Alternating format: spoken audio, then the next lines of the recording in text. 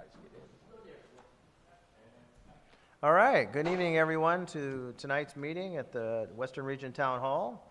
We're going to start with a roll call. I'm your chairman, Thomas Aceves. Tim Chiara. Present. Linda Alexander. Here. Lisa Benavides. Here. David Eby. Here. And Claudine Petricelli. I'm here. Awesome, everybody's here tonight. We're first going to go to the minutes approval. Did everybody get a chance to read the minutes? Yes. Awesome. And let's go ahead and get a motion to approve the minutes. Second. We have a move from Claudine, second from Lisa. All in favor? Aye. Any opposed? Okay, motion carries. Okay, next up, we're going to do public input, up to 3 minutes per citizen to provide input on any item not on the agenda but within the council's jurisdiction. As chair, I can extend the time to accommodate item if not appearing on the agenda. Items can be further discussed on a future one. And before we get to that, I almost forgot, we're going to do the Pledge of Allegiance. Thank you, Linda. So let's stand for that. Thanks, David. I pledge allegiance to the flag of the United States of America and to the republic for which it stands, one nation, under God, indivisible, with liberty and justice for all. Awesome. Now back to public input. If anybody has an item, we can come up to the podium and for 3 minutes, talk about any issue that's not on the agenda. Does anybody would like to do that now? I have something. That's not. Okay, Lisa? I just wanted to give an update, which probably should have been at last meeting, but we have confirmed that all of the lights on Upper Lake, which have been out since August, have officially been corrected. So all of those lights are up and running. Thank you, thank you. We do just need to give a special shout out to Supervisor Crandall and Special District Administrator Robin, don't know her last name unfortunately. Bore, because they worked very hard because they had to work with PG&E to get it, whatever equipment is special equipment. So I just wanted to give everyone that update. How about the banners? Are we going to keep those up? The banners, the banners have been tracking me for a little bit. I will give an update on the banners during the Grange update. All right, but that's not, I checked with special districts, that's not who did. No, the banners have traditionally been community donation and ran by the Upper Lake Community Council, but we have heard the cry from the public and the Grange will be taking ownership. So all right, I don't think they look that bad, but right. You know, some people are. It's Christmas, though. Yes. I know, I like Christmas though. It's okay, I'll give an update, we got one. Anybody else? I have a public input. I just want to celebrate. I went by there on my bicycle ride the other day. Hammond Park, which if you don't know already in Nice, is being remodeled and renovated. It's a beautiful ballpark there, and I hope some league takes up on it. It's brand new, and it's never been used, as far as I know, for a league. But they're also putting new parking lot pavement in. They're putting pickleball, which we'll have to go out and play some pickleball. I'll have to figure out how to play that first. And then also, they're putting new lights up near the ballpark, and if you haven't seen it, and they're putting a new exercise equipment in. It's pretty awesome. So I always love seeing something for the community that you really see your dollars at work. And that was, it's being, I think, completed in the summertime. So that's going to be an awesome area to. Funded by the county? Yeah, I think it was a grant or something that was given and through the Parks and Recs. And yeah, it's really cool. So if you're over in that area, go down Hammond, check it out so far. So great job for that. So we always want to, as chair, I always want to celebrate what's going great, and I also want to hold everybody accountable for what's not, and then question what we can do better on and find solutions as a council. That's okay. That's let me see if I have anything else there. All right.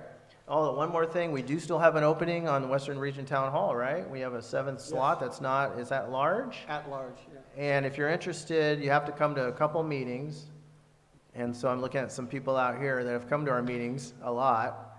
And you go to, Tim, do you remember, or Lisa, when you go to the Lake County website, If you look at the Municipal Advisory Council's page on the Lake County website, there's a link to the application. Anyone that's interested in applying, I can send you the application directly because the county website is not user-friendly. Yeah, so if you're interested, and if you want to talk to us afterwards about what it takes, or what, what you have, what time you have to put in, and sort of any other questions, we'd love to have you on board. Okay. The link is also on the Worth webpage. Is it niche that needs representation? What they hearing? I would have to look on that, but I know that Say again, what it is was it? where Kate, No, it's an at-large. It's an at-large, so anyone can be in it, yeah. Yeah. all right, fantastic. So, hey, Jim, He's you want like, to start "I did again? my part, thank you. Yeah, right. All right, great. So, if anybody else with public input? All right, thank you so much. We'll close that now, and we're going to introduce Ryan Van Gotham. Is that right? Did I say that right? He's from Utrofix, if you can, and talking about the lake and what they're doing on the lake today. If you can introduce yourself, thank you for coming. And I think his co-mate here is Alexis in the back. Yay! Thank you so much. Yeah, we're ready for that? Oh, alrighty. Thank you everyone for coming here, and I'll keep the presentation quick and short, and then there's time for questions and stuff after. Thomas? I believe? Yes. Okay. It's coming up. Well, I'm a limnologist with Utrofix. I work on water quality improvement projects all across the western U.S. And my counterpart, Alexis, is our water quality technical specialist and scientist. Yay. And we're both out here working on the project. Do you want to come drive? Okay.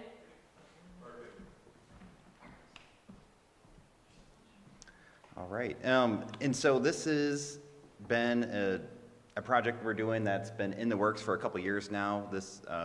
The Blue Ribbon Committee for Clear Lake has a lot of the local stakeholders, governments, and tribes working together on getting a plan and getting funding together to go out and work and to rehabilitate Clear Lake, improve the water quality, improve it for the communities and the local economy, and all the species and wildlife that are really unique to the lake, such as the hitch.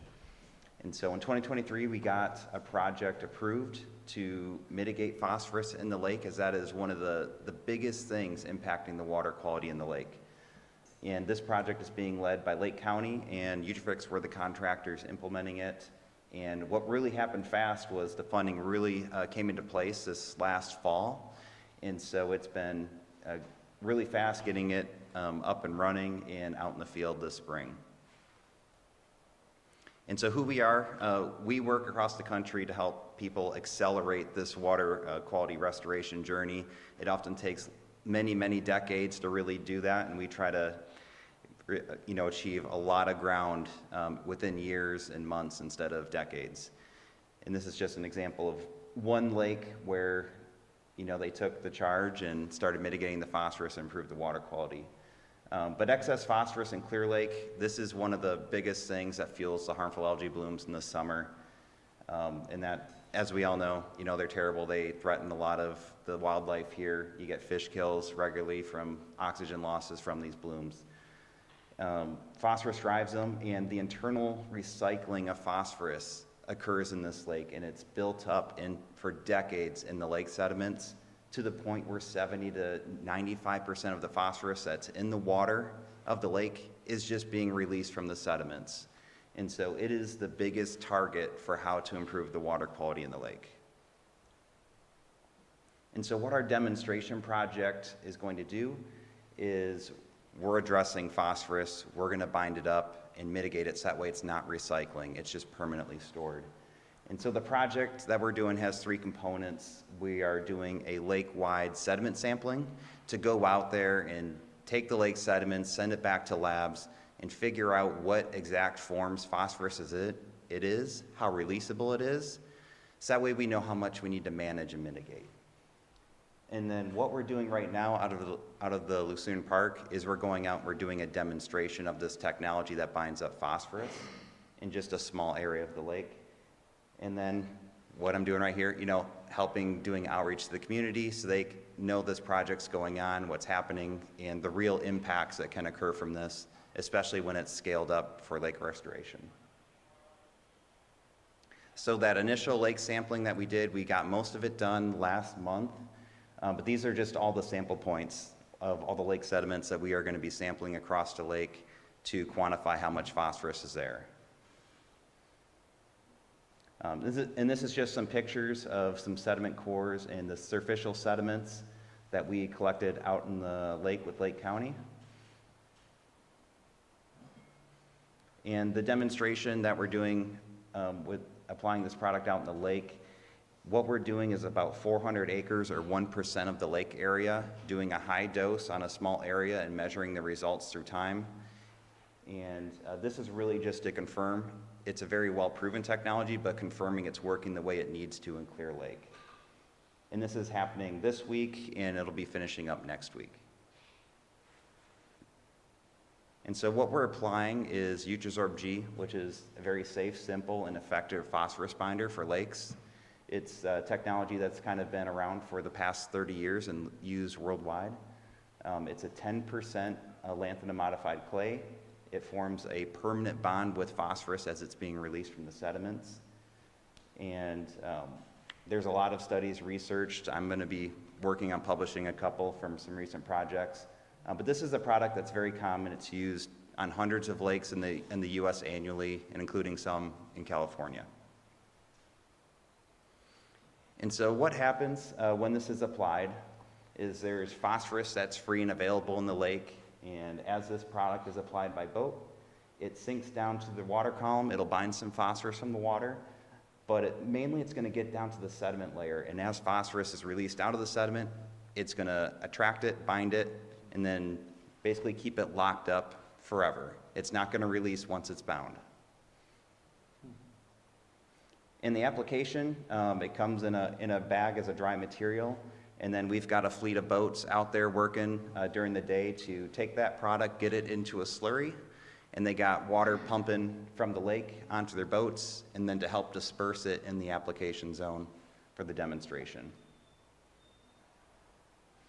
And we're working out of the Lucerne Harbor Park, like we mentioned. You might have saw some of the media. And so we do have some areas of the park that we've got blocked off to use, as we've got 3 semis a day till Saturday coming in, bringing in product, and we've got some product stored out there. And then we've got 3 to 5 boats rolling at any time from about 7 a.m. to 4 or 5 p.m. each day. And so with this project, what we really expect to see is quantifying the releasable sediment phosphorus that's all throughout the lakes. That way we can build a management plan for it and understand the cost. And then demonstrate that this technology will be very effective in Clear Lakes. That way it can be scaled up further to do this type of work at a scale that it will really improve water quality in the lake. In everything that we're collecting, it's not just for this technology, but we're getting a lot of information that's going to help the broader group of scientists and stakeholders really understand what else is needed to restore water quality in Clear Lake as well. And further engagement on the information we learn. And the long-term vision is, this is just a demonstration project today. It's small scale. We're really going to be measuring the results in the sediment. Don't expect to go out there. We only treated 1% of the lake. It's not going to clear up the whole lake this year by any means. But this is really to just establish that scientific foundation for doing a lot more. And the restoration goals are really to restore that ecological function, the use of the lake, and make it great for the wildlife, and really start to revitalize the economic value, because getting more people up here on the lake, especially when it's great for the summer instead of closed down, will be tremendous for the region. And then I'll open it up for questions. We do have a one-page flyer over here if you want to take that on the way out, and we've got a lot of FAQs and stuff on that as well. All right. Before we go to the public, let me go to the council first. All right. If you have any questions. Before we do that, however, once we get to the public, make sure that Mr. Tim has the microphone to you, so we have everything on the recording and we can hear you. So who has a question for Ryan? Oh, can we bring the lights up? Yeah. You want to see us? Nice and Ryan, what does this cost, as far as, if you're, I realize you're testing a small area, but so, what if, the county was interested in, applying it to the entire lake? What would that cost, and, what happens to that? You say it just goes down, and does it sink into the lake bed and just dissolve, or what happens? Yeah. So the first part, what does this cost? This demonstration's about $3 million. Doing the rehabilitation work on Clear Lake, it is going to be a lot of money. The majority of the problem, the magnitude of that, we're going to quantify, but we're talking, over the next couple decades, probably about $200 million is need to be invested into this lake, into this region, to really get this lake back in shape, and that's regardless of anything that's used. It's going to take some resources, but there's a way to do that, not just local, but bringing in state and federal money as well. On your second point, this is mostly a clay material, which is very similar to the lake sediments itself that are already out there. So it's going to integrate into the natural sediments, and it'll stay in the upper 10 to 20 centimeters of the lake sediments and do its work and get fully bound up with phosphorus. And it's another thing to note, it's not going to be a foot of stuff that we're putting in the lake bottom. It's going to be like as thin as a sheet of paper, and then it's going to integrate naturally, and you wouldn't even be able to visually see it there, but it's going to be doing a lot of work. all right, Lisa? First, I just want to say thank you. I attended your presentation in Lakeport, and you provided a vast amount of information, but you truncated it pretty greatly, so I appreciate that. I'm just thinking of two things that we talked about at that presentation. One is when you talk about funding, and you kind of hit on it with Claudine's question, but this charge is being led by Cecilia Aguilar Curry. So when we hear $200 million, am I correct in assuming that that's not out of the Lake County budget, that's out of a much larger budget? And then the second thing that came up is, can Clear Lake overdose on this product? Is there ever a time where this could be harmful to our lake? Yeah, so we'll start there. This whole project was state funded, so no local dollars per se, went for this project. But yeah, it is going to take a mix of a little bit of local, some state, and some federal. And this is something that can be implemented over a couple decades. So, it's not $200 million in 1 year. It could be, $10 million every, for 20 years, something like that. And then can we overdose Clear Lake?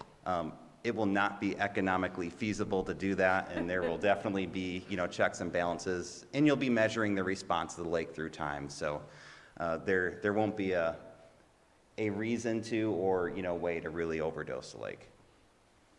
Could I ask just one more question, kind of along with Lisa's line? There are communities around this lake that draw water as their resource to homes. Now, what kind of impact would that have on the users of the water, say, if this, went forward? Yeah, this current demonstration project, completely no impact whatsoever. It's so small. Now, full scale, there still shouldn't be an impact at all. This product settles down to the sediment, and the lanthanum that's part of this product, it's part of the clay because that is the carrier. It's meant to and designed to get it into the sediments, and so it's not, a bunch of lanthanum free in the water column. So and that's been studied very extensively in results, and it would be monitored as well. Long term, though, the whole point of this project is to improve the water quality of Clear Lake. So as that occurs, the water quality will be so much better for the drinking water utilities to be able to treat. There'll be less algae in it, less toxins, and so the drinking water quality for the whole community should improve greatly. Okay, I have a question. Lanthanum. Mm-hmm. What is the, is lanthanum modified? You add lanthanum to the clay? Yeah, the clay is So, but hang on, modified what's with that? You lanthanum. basically take a bunch of dirt from someplace, put some lanthanum in it, and then dump it in the lake. That is the very simple, version of it, but it's done in a very technical sense to prevent its release, I mean, like, when was the last time I used lanthanum?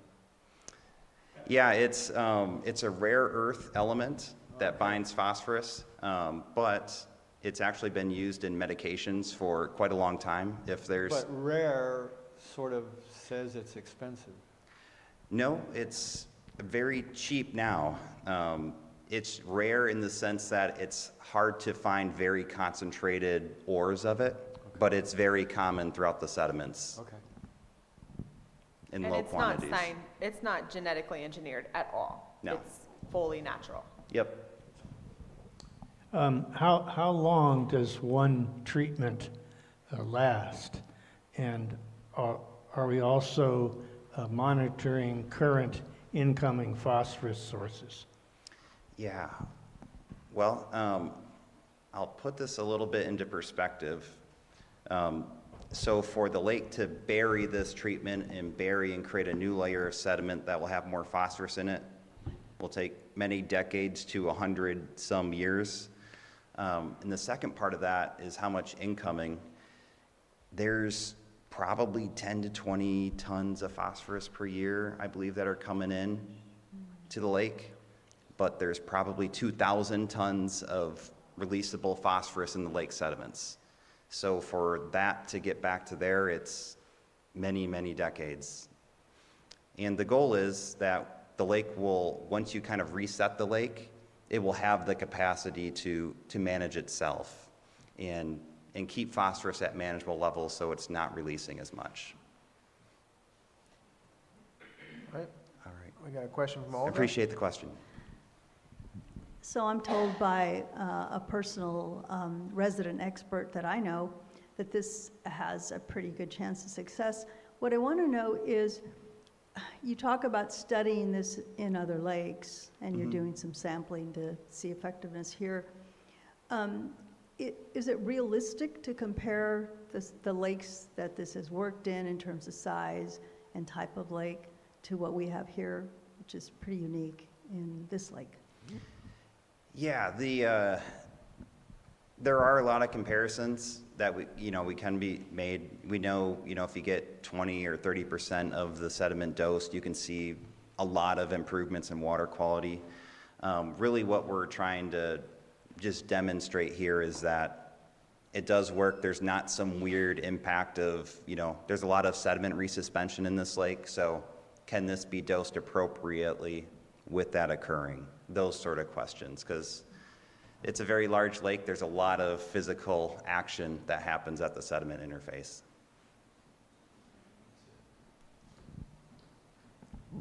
Yeah, thank you. I originally lobbied for lanthanum to be added to this lake when they first started this process. So it's been around for a while. In fact, I did some of the first work with trying to bring a lanthanum dose and phoslock back to this lake. Let's see, that would be in it would be 2005. So it's been around a while, and actually I see this dose quite a bit higher than the original doses, so I'm really happy to see that. I think you can go higher, but 10% is a pretty good dose. So that's going to be helpful. Now, from the standpoint, just to put this in reality, from the standpoint for everybody looking at this is only one of three things that have to happen on this lake. One of them is, in fact, locking up the phosphorus that's there. Otherwise, you're going to be dealing with what you have for a very long time in the future, and nobody really has determined how long that would be. It's either 3 years or 3,000 years, somewhere in between. Second thing is that you've got to get your wetlands back. We've lost 95% of the active wetlands. If you don't do that, you're not going to get everything settled out before it goes in the lake. And that's going to be very important from adding on top of this. You make a $200 million investment, you better protect it. So you got to get your wetlands back. And the third thing is you got to save your wetlands, because upland is really loose. You got people running around with ORVs. You've got BLM with an ORV park that's been there for a number of years, 2 decades at least. And all of that material is ready to come in, and it's all storm driven.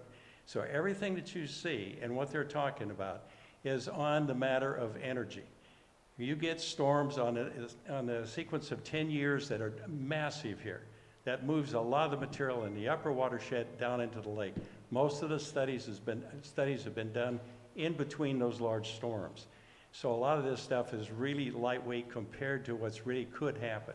I've seen some of this myself, so storm of 55, storm of 64, we haven't had those kind of storms. You get those here, this is gonna upset everything. We gotta get everything else back in order, and this is one thing they finally have gotten started.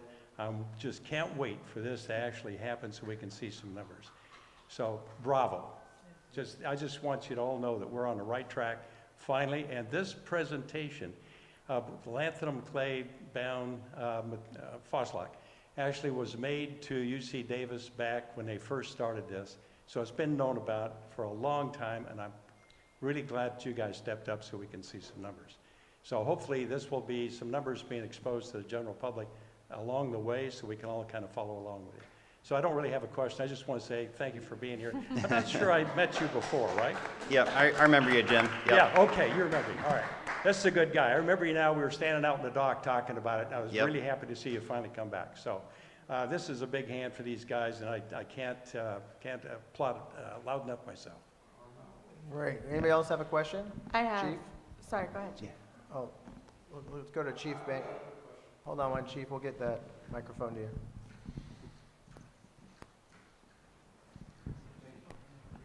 So I attended a presentation a couple months ago on the other side of our district, a company that's doing another project cleaning up the lake. Are you guys, is this in conjunction? Are they completely independent of each other? Or There's about, 6 or 7 different funded demonstration projects going around the lake. Okay. So there's an oxygenation system by UC That's the one that Davis. I And watched, yeah. yep, in the Oaks Arm. There's going to be some sonic buoys put out, and I believe there's like an algae harvester unit that's going to be down in Clear Lake at the Redbud Park, I think. It's only 3 harmful algal bloom mitigation projects, so we Yep. are one of those, but all independent. One is, we're Nutrifix, and there's UC Davis has the hypolimitic oxygenation system in Oaks Arm. Yeah. Yeah. Yeah, so this is all part of the Blue Ribbon Committee for the rehabilitation of Clear Lake. This is, we all put in proposals back in 2023, I believe. So this has been a long time coming. There were, I think, a total of 13 different groups that put in proposals. A lot of them are for things like restoration of the wetlands, various topics like that. Only 4 of them are focused on harmful algal blooms, and so we are one of those projects. And so this is this first round of funding. I believe it was, and this was what Cecilia Aguiar-Curry helped make happen, and this is all from the California General Fund. And so over the next, I believe all those other groups are going to start their projects either this summer or next year, and so we will be getting results on that over the next couple years, and then that will determine, okay, which projects are, we're the most successful, let's look at the data, let's look at the science, and then let's figure out what we want to maybe move forward with. Mary, did you want to? And then Lisa. I was just wondering, at any point of this process, are fish, wildlife, birds, at any point could they be damaged? No, we've got a lot of supporting science done on testing these materials with test organisms, and then, but also lots of studies that have already done that on other lakes, following it, for 5-10 years following. So there's not going to be a negative impact to the aquatic organisms, but as the lake improves, you're going to see the fishery greatly improve. A little bit of water clarity increase. The bass are going to be able to target bait fish a lot better, hit the juvenile carp a little bit harder, and take down the carp population. So there's a lot of positive benefits that will happen for the wildlife of the lake. Thank you. Hey, Lisa? Mary took my question. Oh, that was your... Yeah. Does anybody else have a question in the public? Okay. Ryan, one more question for me, and I asked this at the SOPA Reese presentation, but what's the time frame of knowing when you're successful? How is that going to be marked? And will will you be coming back to give us the results? And can we have another presentation perhaps here? Yeah, absolutely. We're going to be measuring sediment results at 3 months after, and then we'll be coming back next spring, March, April timeframe, to get that 1 year post. But we probably will see some good results at our 3-month sampling point, and we can start to communicate how it's working. But it'll be kind of a 1 year post timeframe. So next spring, early summer, we'll have, you know, kind of all the final results that we can share and explain how it worked and how it scales up. Great. Does anybody else have any questions in the public or on the council? I just have one more. Yeah. I'm curious. You said that you had worked, was it 400 acres that you've done? Yep, that we're working on. That you're working on? Yep. And so when you go back to draw your testing, you go right there then, correct? Yeah, we've got GPS locations for sample sites inside the square where we're treating, and then a couple outside as well. So the cluster of points. Oh. Dun, dun, dun. Yeah, so we have sample points specific for our treatment. This upper cluster square, yep, there. So that's gonna all our sample points in the treatment zone. All right, any more questions for anyone? Oh, we need a microphone to you, hold on. You need a mic. What's Yeah. the source of the phosphorus to begin with? Where does it come from? The source of phosphorus to begin with comes from the watershed. So that's going to be sediment runoff soils, but also the past decades of human influence on the landscape through, you know, wastewater, agriculture, you know, fertilizer use. So there's probably been a lot more phosphorus loaded into the lake the past couple decades, especially as wetlands were, you know, taken away and turned into agriculture. So there's probably a lot of past loading of phosphorus into the lake that is starting to get cut back and reversed now. Does that answer your question? Yes, thank you. Appreciate it. All right. Anyone else? And anybody on Zoom? Okay. If nothing else, we want to thank Ryan and Alexis for the project. It's ongoing right now. If you want to look at it, it's at Lucerne Harbor. And good luck, and we hope to see great results out of this. Thank you so much, everyone. Yep. Appreciate your time, everyone. And we're going to move on to presentation, welcoming, hopefully it'll be a regular monthly visit by Chief Shannon Banks. And he's going to be talking about North Shore Fire District update. We appreciate it. Thank you, Chief. Yeah, thanks for having me. So the first thing I wanted to talk about, it seems like this is a little close. Huh? Can you guys hear me all right? Yes. Okay. First thing I wanted to talk about today is we recently have done a reallocation of resources. We moved firefighters out of Lucerne Fire Station to Clear Lake Oaks and Nice. So give you guys, I've got some notes here that I'll give you guys some background on the decision and how it was made and why we did that. So North Shore provides fire rescue for 357 square miles. We have paid fire EMTs and paramedics. The call volume continues to go up, and our staffing levels of experienced firefighters is going down. So we still have our numbers. Our number is 21 firefighters. I think we have 19 right now, counting EMTs and paramedics. But the issue isn't the number of firefighters that we have, it's the number of experienced firefighters we have. So when we're spread out as far as we are, because we have, how many miles of Highway 20? 40 something miles of Highway 20. So we have from the Colusa County line to the Mendocino County line is the North Shore District, and then up into the Mendocino National Forest. It's the 3rd or 4th largest fire district in the state of California. So with the limited resources that we have, we had to spread them out accordingly to give you guys the best response times that we can get with experienced firefighters on scene at each incident.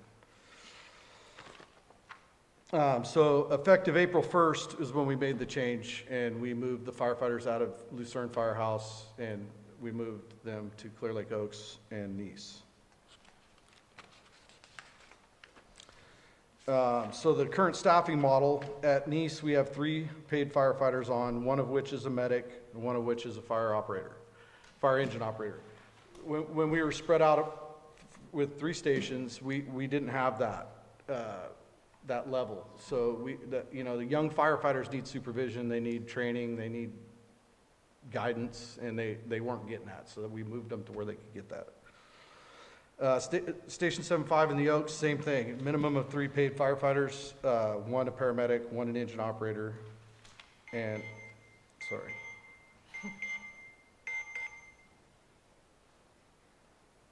I have to check and see what this is. Right. Oh, yeah. Where was I at?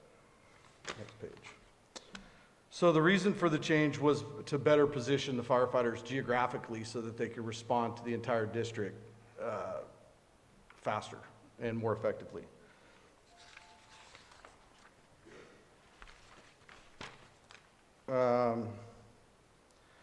More reasons for the change. The other things that were taken into account was call volume, and the majority of our call volume in North Shore is in Nice and Clear Lake Oaks. By a pretty large margin. It allows better distribution of experienced firefighters and station supervisors. The majority of our paid firefighters have less than 3 years of fire experience. And currently we have 1 captain and 2 engineers on staff, so it's just not enough to spread over 3 stations.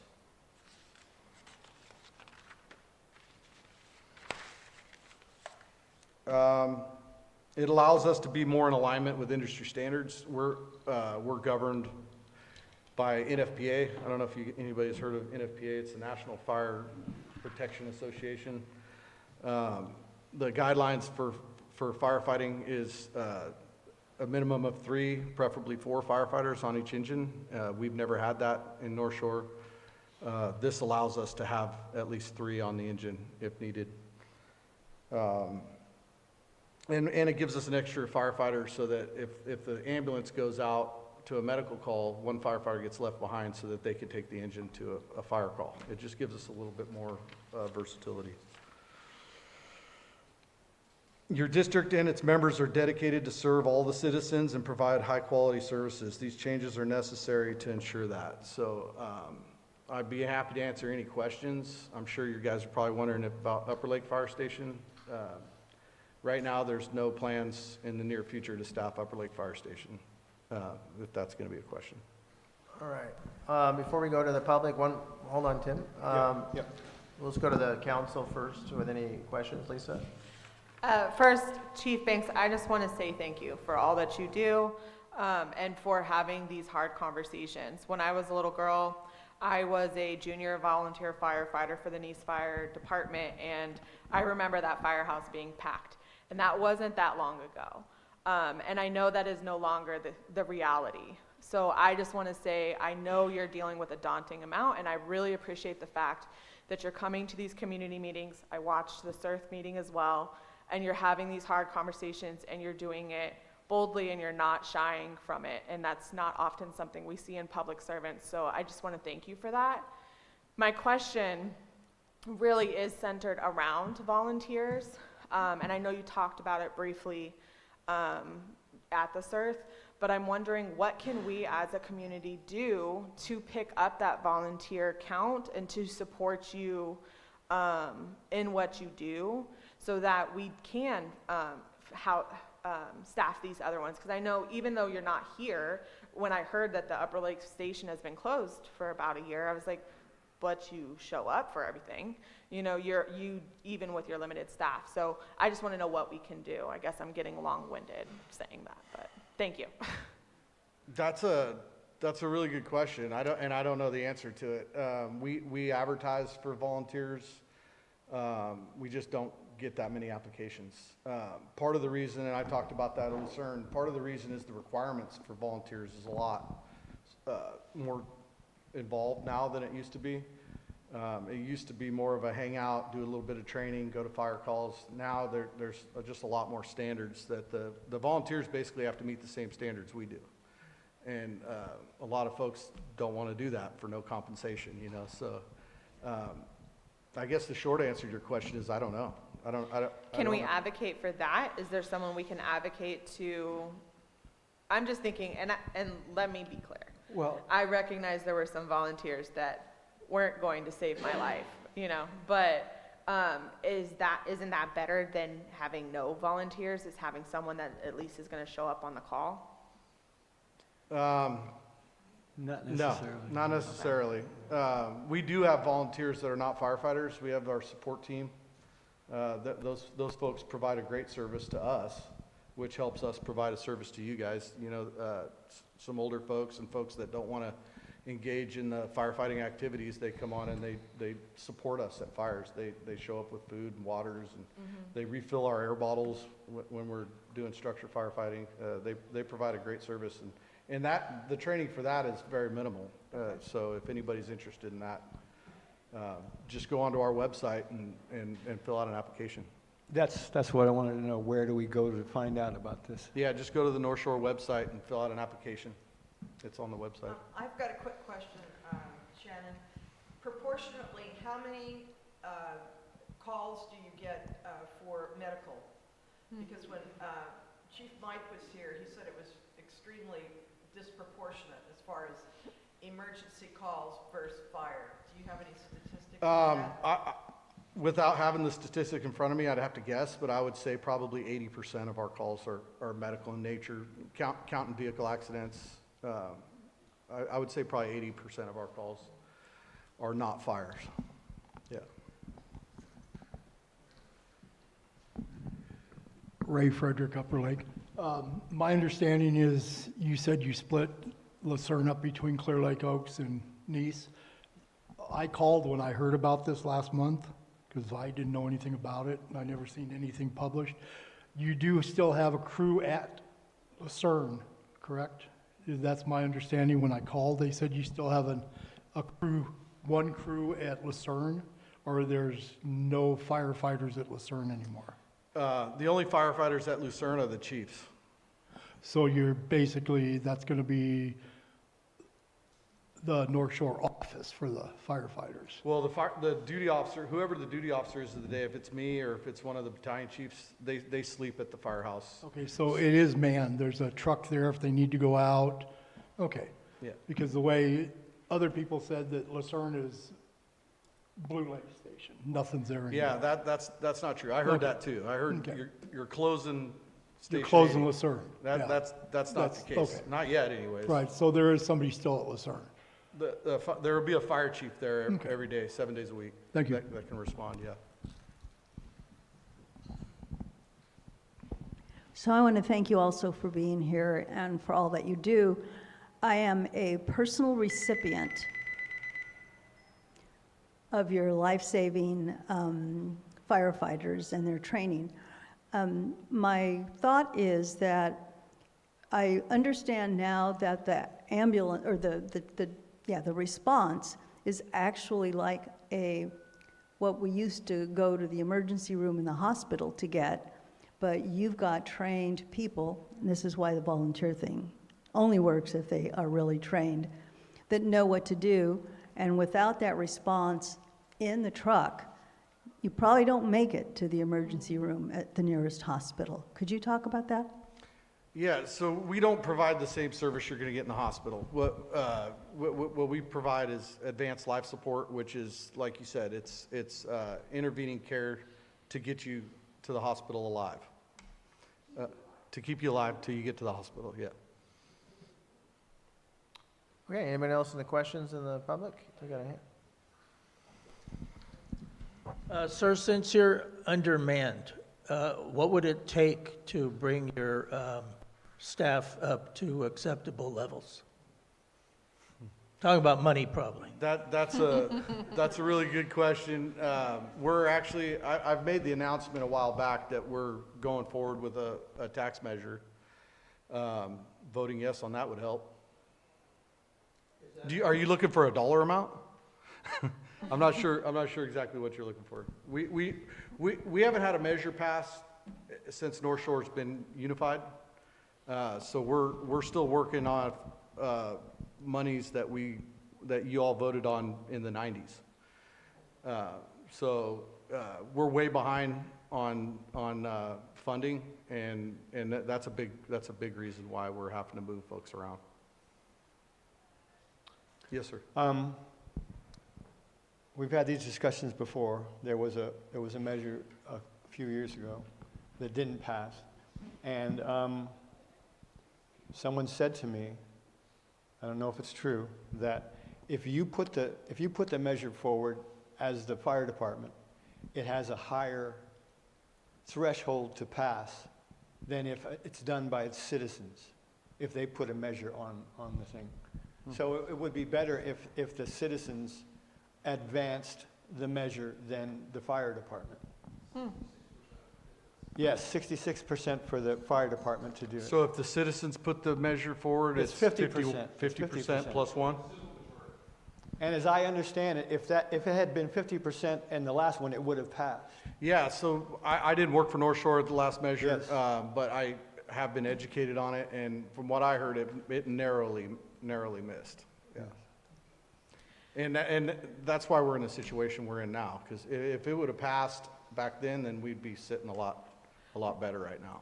Regarding your tax measure, and then I have a secondary funding question. Are you working with advocacy agencies? I have a couple that I'm thinking of that I can talk to you after, to help with your cause, or are you doing it through, I know there's one that Shannon not Stillwell. There's another Shannon. Shannon Stillwell. Yeah, Okay, she there it was is. one of our board, she was on our board. Yeah, so thinking about, mini boats lift the tide or whatever it is. Olga and I fight over that all the time. But my secondary question is, what about just crowdsourcing, community fundraising? That's not a long-term goal. I'm thinking, I know we need to, in my personal opinion, seems like the measure is the way to go to keep our fire departments alive. But what about just crowdsourcing or donations or grant funding? Are we doing any of that? Yeah, most of our major purchases we make are grant funded, because the budget that we have, it barely pays the wages and keeps the lights on at the firehouses. So when we have to buy new equipment, when we have to purchase anything that's more than a few $1,000s, it's usually grant funded or donation money. There is the North Shore Fire Fund already currently going, and Shannon Stillwell is, and I can't think of her partner's name, but Susan. Yeah, Susan. Who said that? Everybody. Susan, yeah, they're great, and they're constantly advocating for us, and we pull out of that fund, and they just get more money put in it. They do a great job. So if you guys if anybody wants to donate, that's a good way to. And they're nonprofit, so you get a tax write-off for your donation. Yeah. I'll get that information from you, and I probably should already have it, and we'll put it on the Worth website, if that's okay. Shannon, one quick question about reimbursement from the 80% that you provide for emergency care and so forth. Is that still quite minimal? Yeah, it's very minimal. Luckily for us, the federal government has a grant, the IGT fund, that tries to help offset that. So we have to contribute a chunk of money, and then they give us a chunk of money that helps us sustain. If we had to sustain our ambulance service off of our budget, we wouldn't have an ambulance service. Yeah, we generally get about $1 million a year from that particular grant. I just wondered, it's really sad that you can't recruit and retain firefighters, keep them long enough to be properly trained and all that, but do you know what the salary, how we compare here in Lake County, particularly North Shore District, with other nearby rural fire agencies? Well, I can tell you how we compare here in the county, and we're the lowest paid fire district in the county. I'm not real sure how other rural departments are funded. I do know the surrounding area Sonoma County, Santa Rosa, Sacramento, Vacaville, all those areas are starting their firefighters off at close to double what we pay. So a lot of folks come in here and they get their feet wet in the agency and they build a resume and they go off to make big money in greener pastures, you know. I have some questions now. You guys have brought something up. Yes. The public putting the measure forward, I know How do we nothing- do that? I don't know Yeah. anything about that. I don't know how it works. Signatures. Sounds Lisa? like Paul might. Who? You write a petition and you get signatures. That's it. Do you And have that, any and idea that's how to many- put, that's to put a measure on the ballot. Yes, and then if a measure is put on the ballot by citizens, it has a lower Threshold. requirement for passing, yes. Is the So that cost, it is the cost still the same? You know? I don't know the answer to that one, You but I had me do at know- 50%, but Yeah. I'm just curious about the cost too. To put it, yes. Yeah. State initiative works the same way. If you get the people to advance it, it goes on the ballot, and it's a 50% plus one as a requirement. But there is a cost to put it all together.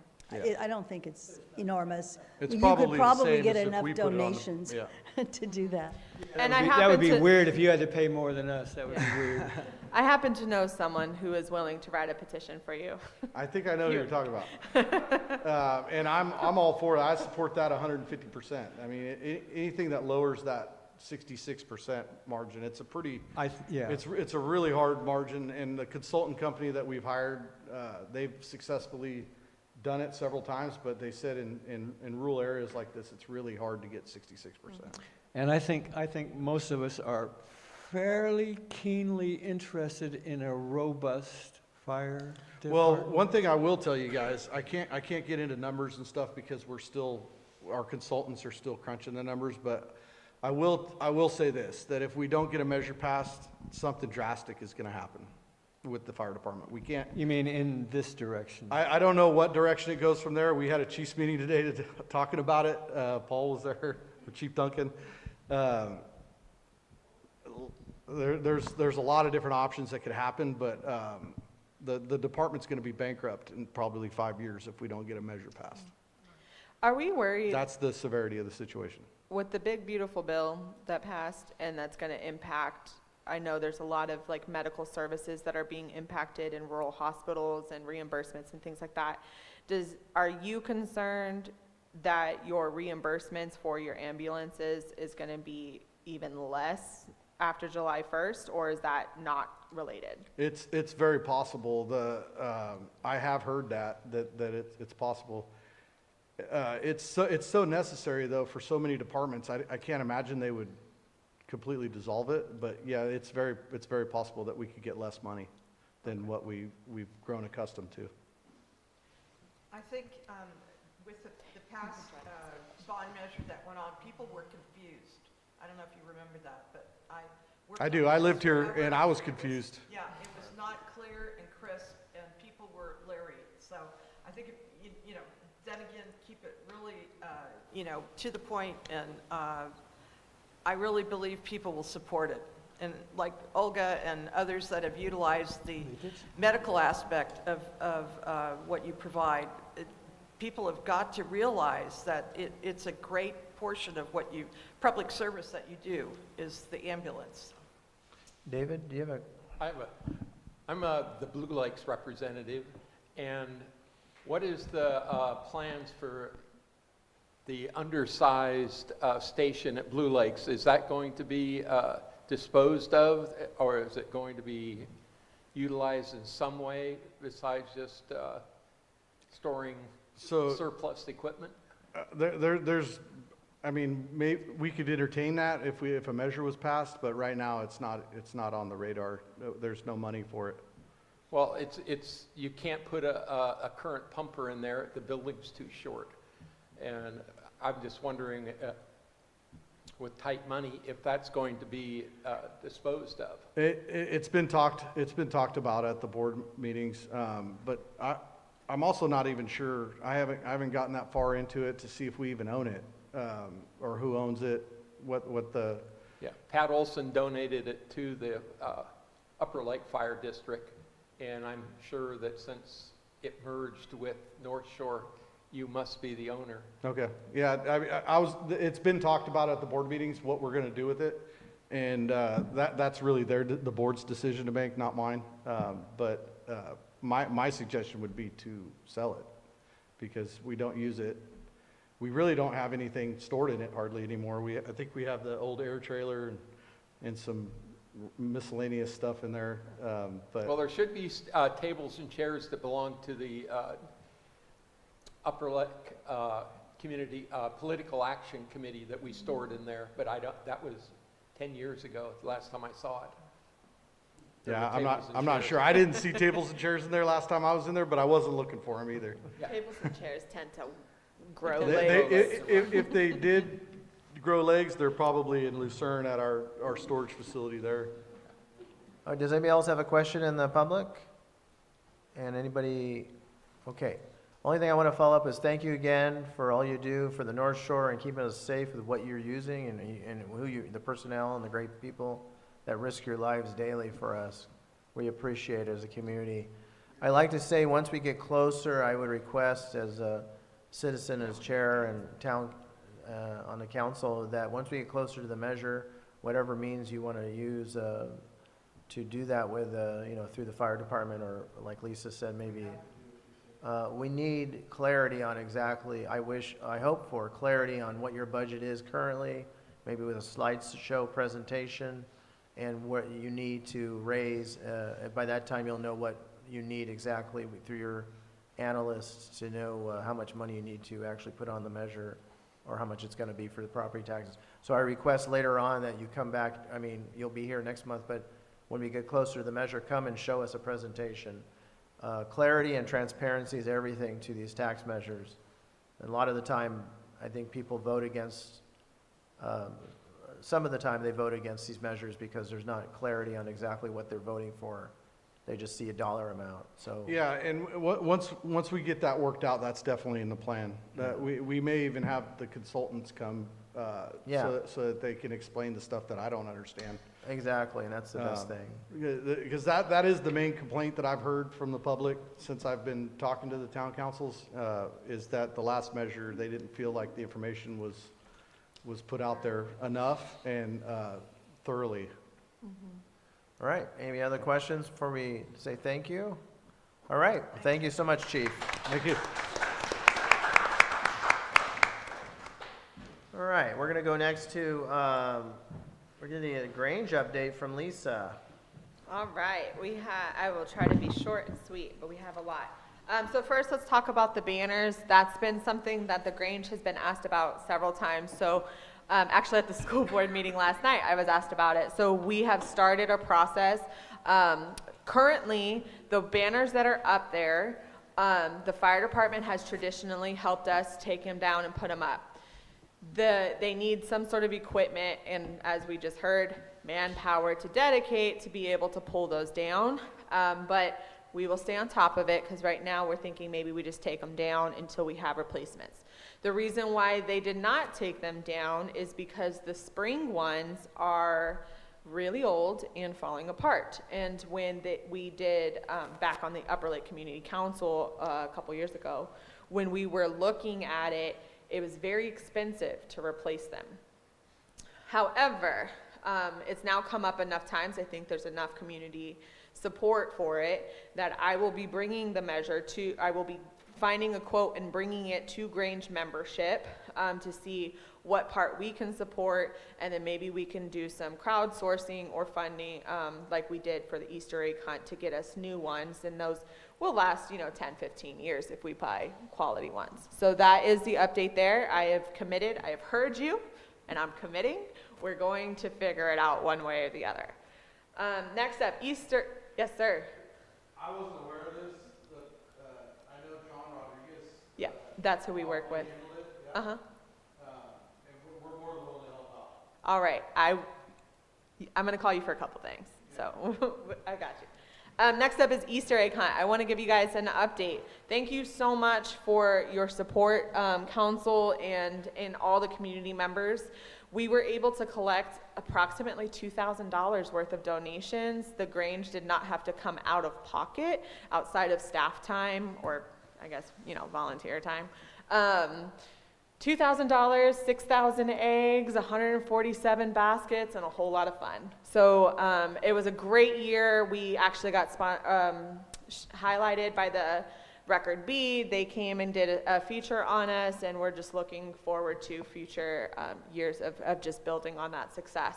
So definitely want to thank all of the community members that have donated, and the Upper Lake Middle School for allowing us to host there, and insuring us. Opening the bathrooms this year. It was great. We're going to work on building it to bigger and better. Next up is this Sunday, April 19th, is our first monthly farmers market. Yay. I am excited to share that we are full. Our vendors, we actually had to, because it's raining, we had to shorten our spaces a little bit so we could fit everyone inside, but we will be inside. We have vendors.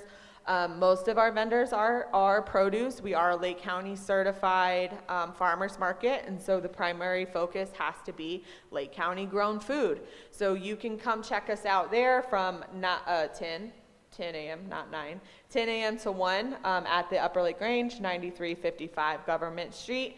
Well, you're going to have some music and good time. And that's going to be monthly starting this month. And we will move to the outside as it gets nicer and have even more vendors. Lisa, on that, will the vendors, most of them have availability for mobile, card readers and pay through? Yeah, most of the vendors that are coming are the same vendors that or similar, not the same, similar vendors as the Mercantile or other farmers. Okay. So they would have the same feature. Awesome. I'd suggest bringing cash because that's easier for a lot of our ag folks. But I do know most of them will take some sort of card, Venmo if nothing else.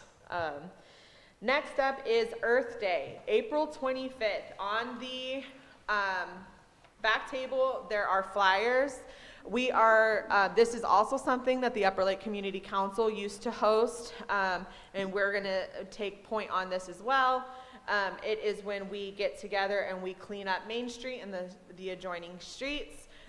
We are happy this year to be partnering with the Haba-Mattel EPA and the Lake County Department of Water Resources. They're going to be all on site to help us clean out the planters, prune, clean up all the trash, the side street trash. And thanks to our lovely member, Ray Friedrich, we have the Waste Solutions has donated 20 yards of compost, and we will be providing that to community members at no cost. So we will have 2 locations right behind Upper Lake Grocery. We will have 10 yards of compost, and in our parking lot at the Grange, we will have 10 yards of compost. Folks can back up their truck, get their wheelbarrows out, and we will have folks that can help them load that up for the garden season. So that's something that we're really excited about. Then, last but not least, Summer Days. We've talked about this a little bit. We announced that we got that National Rural Life Initiative grant to fund it. And so we will be shutting down Main Street on June 6th. Starting at 10 a.m., we will have a parade of our graduating young folks. So we will be, that includes seniors, 8th graders, and kindergartners. We will also open that, just like the December light parade. There will be a sign up that if you're interested in hosting a float of any kind that's not political, you can sign up for free. So pay attention, look out for that information. We have 70 vendors that we'll be having, of which at least 20 to 30 of them will be resources for the community. So we already have a band booked. We might have 2 bands booked. We have multiple vendors that are signing up, and we're reaching out to all of the resources around the lake, really trying to get folks in one place to be available for our community. So all of this information is now found at our beautiful if I do say so myself, although I created it, so I'm biased. BachelorValleyGrange.org is now our website. So you can go on there, you can learn about what the Grange is, how to get involved, the history of the Bachelor Valley Grange, which has been around since 1938 and started in the schoolhouse in Bachelor Valley, and now has been where we are since 1950. So we are historic, we are community focused, and we are not going anywhere this time. So if you have any questions, you can reach out directly to me, or Katie DeVries is our vice president. Mary and Ray are our do-everythingers. But if you have any questions, feel free to reach out to me on Facebook or via our website, or my phone number, or the Grange phone number, which will be publicized soon. Are All there any right, great questions? things. Awesome, guys. We're gonna have all these sorts of things. Thanks to Lisa and their group leading the charge. It's gonna be a lot of fun. All right, so next up, we're gonna actually move up John to Pile Road. I'm gonna allow Pile Road Levy? Levy Subcommittee to talk about that first, because he wanted to do it a little earlier. Yeah, thank you for... Not Pile Road, I'm sorry. Thank you Levies. for letting me come up early. John LaBoita for the Levy Subcommittee. We've talked several evenings here, the committee, about the loss of institutional memory associated with no less than 5 directors of water resources over a 10 or 12-year period. I had, of course, I want to talk about a few things that we had hoped to be able to explain to Mr. W.R.T.H, but as you know, we haven't heard from him.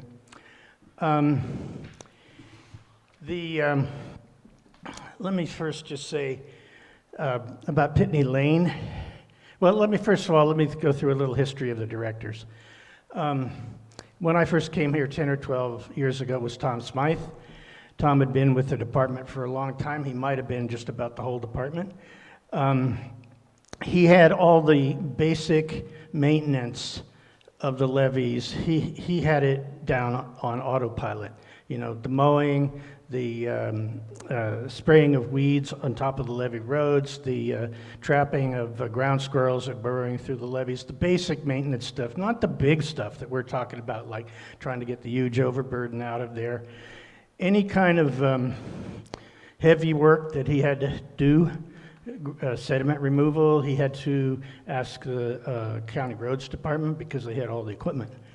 When he retired, I think Scott De Leon filled in for a while, and then the board of supervisors recruited a guy who, I can't remember his name, but he was actually a pretty knowledgeable guy, but maybe some personal issues, he didn't last too long. Then came Marina Delegiantis. Okay, Marina was, her title was Deputy Director of Water Resources.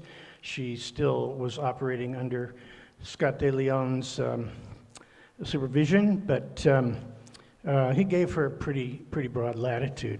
And now, of course, we have Powan W.R.T.H.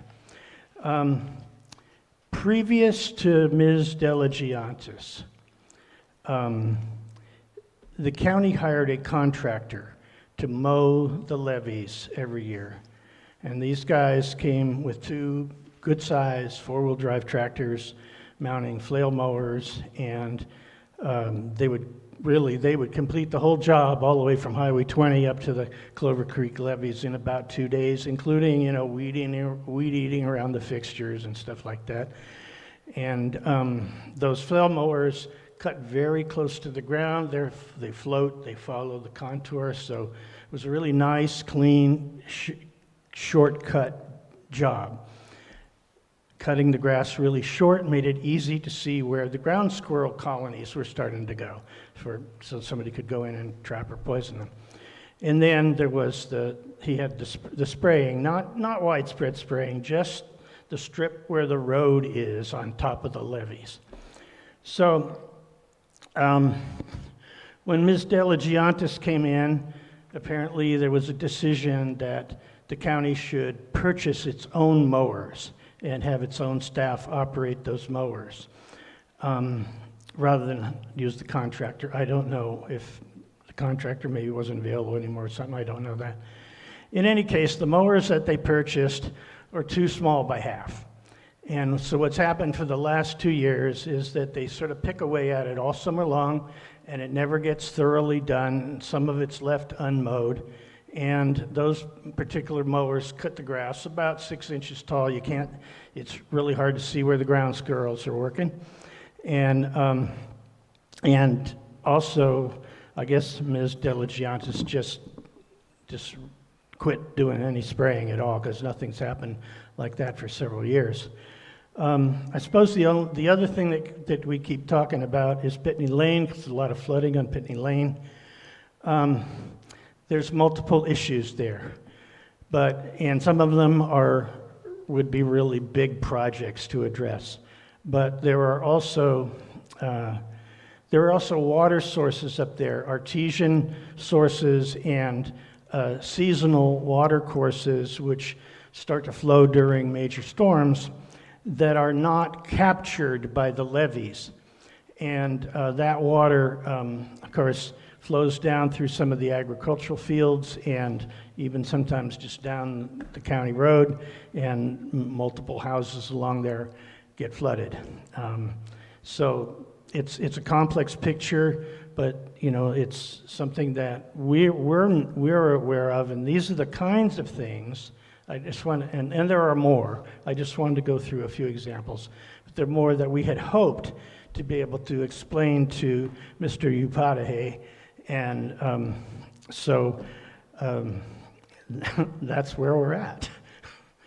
Thank you. Right. John, Lisa, you said you had spoken to Linda about another item, but she had updated you on some projects they're working on? Yes, when I was talking to Linda about some other stuff, she gave me an update on some of the stuff that they've done and the update on the grant. I don't know if you have that yet, the grant information, but she said the work that's being done right now on the levees is that they're removing encroachments such as fences off of the big loop, that they're working with Central Valley Flood Protection Board and property owners to correct violations on the levees, that they've conducted the spring inspection with the Department of Water Resources and are waiting on those results. Hopefully those results will be public. I think we can at least request them if they're not.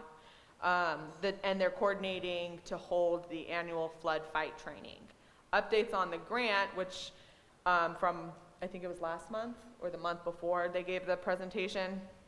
The Cal OES grant that was applied for, which was going to be for the vegetation removal and sediment removal, was put on the wait list, but they mentioned that was possible because it was federal funding, and they're freezing a lot of that monies.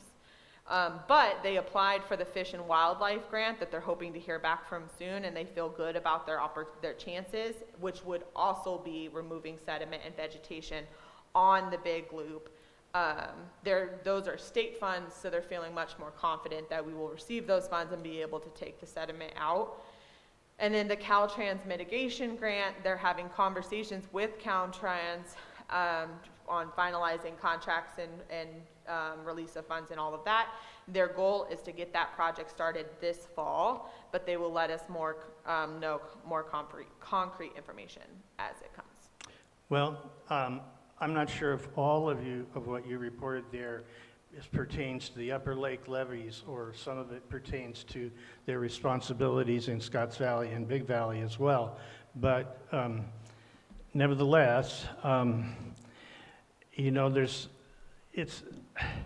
there has been this breakdown of basic maintenance. I mean, I'm glad they're looking at these things. I hope that the funding comes through. I mean, as we've told them, we'd like to have an ongoing dialogue with them about this. I'm glad she spoke to you. I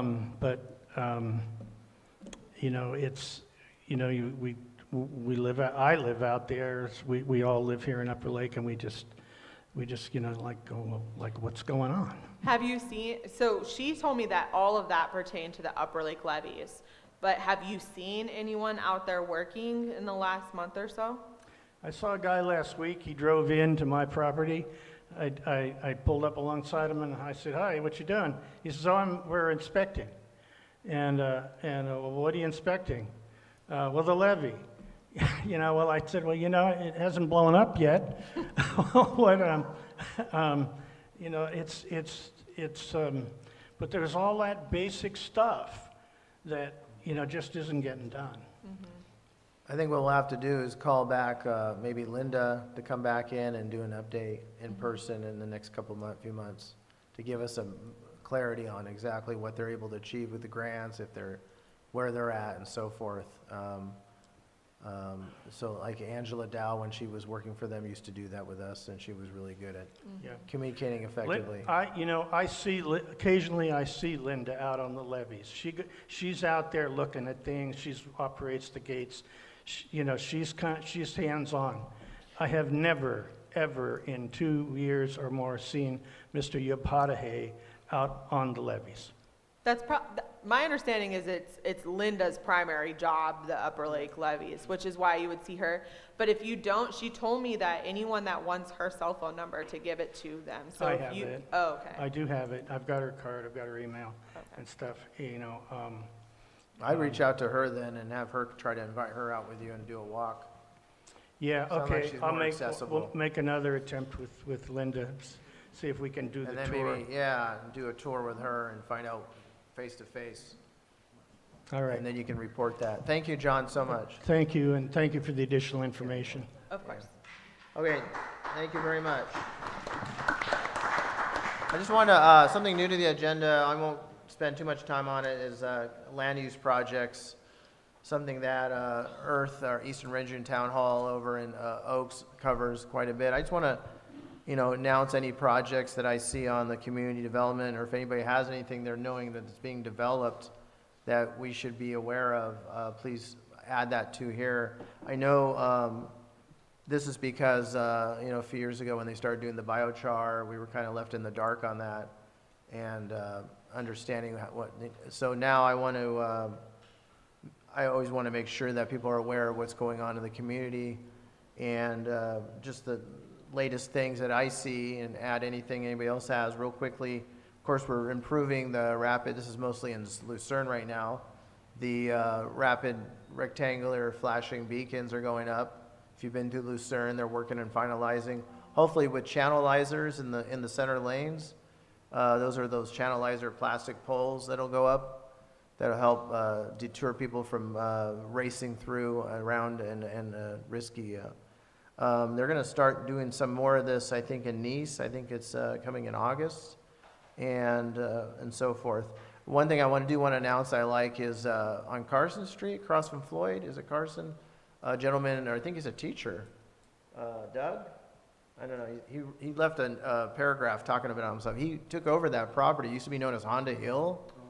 It used to be polluted, and I took my dog there to walk a year ago. He's fenced it in, and he's cleaned it all up.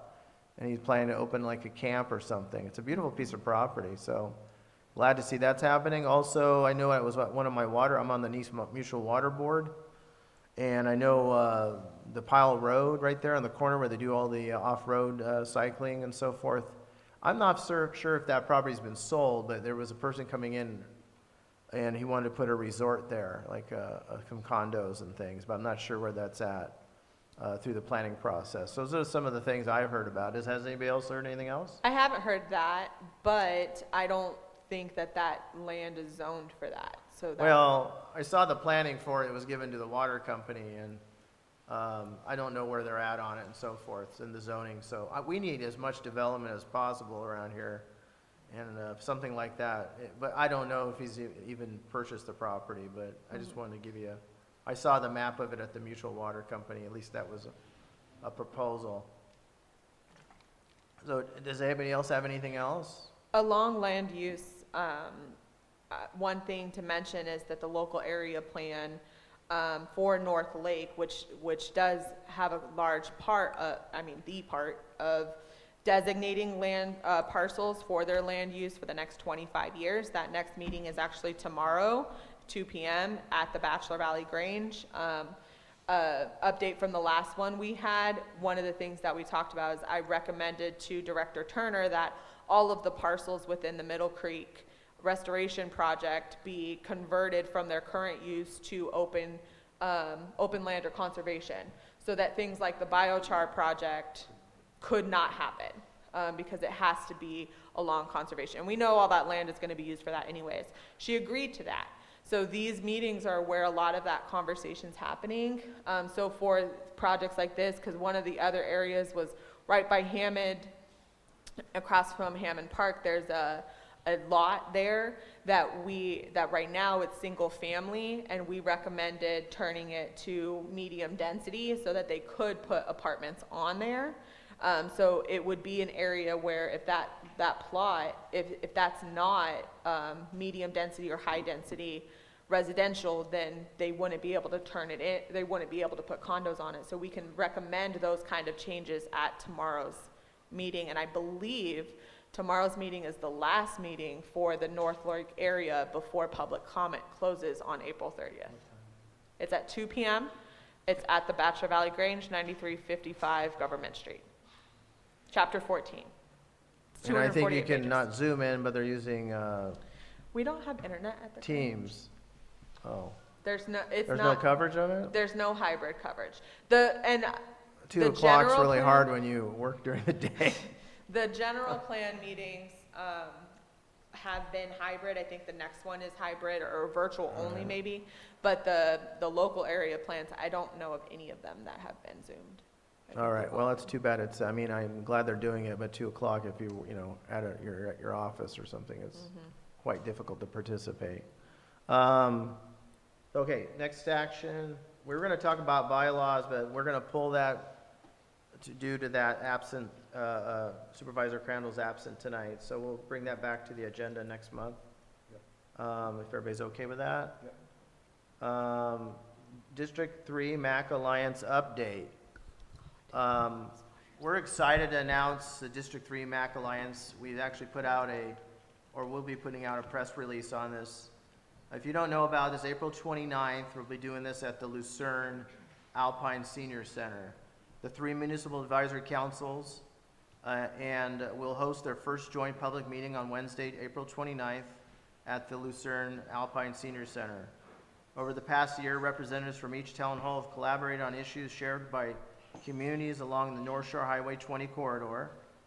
This alliance aims to strengthen the collective voice of District 3 residents by engaging earlier in county decision-making, improving communication about projects that affect the region, and ensuring greater consideration of community priorities. Council members for each town hall are appointed by the board supervisors, and together the 3 District 3 municipal advisory councils represent Lake County's North Shore from Mendocino County to Colusa. The 1-hour meeting will be hosted by District 3 Supervisor E.J. Crandall, and will begin with a brief overview of the town halls and the work of the District 3 MAC Alliance. Short presentations will follow from local agencies and departments, including law enforcement, code enforcement, the North Shore Fire District, Caltrans, Public Works, Parks and Recreation, and Water Resources. After the presentations, attendees are invited to visit informational tables to learn more, ask questions, and pick up materials related to each topic. The meeting will take place on Wednesday, April 29th at the Lucerne Alpine Senior Center. Doors open at 5 p.m. with light refreshments, and presentations will begin at 5:30. The meeting will also be live streamed on Lake County PEG TV. So that's exciting. We've been working on this. Lisa's on the council for this, and Holly Harris and Angela out of Eastern Region Town Hall, and Becky and Austin from Central Region Town Hall in Lucerne. We've been working on this a long time with Holly leading the pack on this and doing a lot of work, and Lisa's contributing, and Angela, and all of us. But this is gonna be exciting. We're gonna get everybody there, and on April 29th to come together. We're trying to, this alliance has come together after a long time, and this is the first one. So we'll see how this one goes, and I'm sure that any future days for the alliance, we can develop it to represent the whole North Shore better and so forth. So April 29th, there'll be mailers going out, and I wanted to see an action on this because we were looking for up to $300 for mailers, to help with mailers and food. So this would be contributing to the budget for that. I'd like to get a motion if everybody agrees with that. I move to use $300 for the District 3 MAC Alliance meeting for mailers and food. I second. Okay, and David left for a minute to the restroom. So let's wait till he comes back. Okay, so we'll come back to that action in a minute. We have a motion and a second. We'll leave that on the table.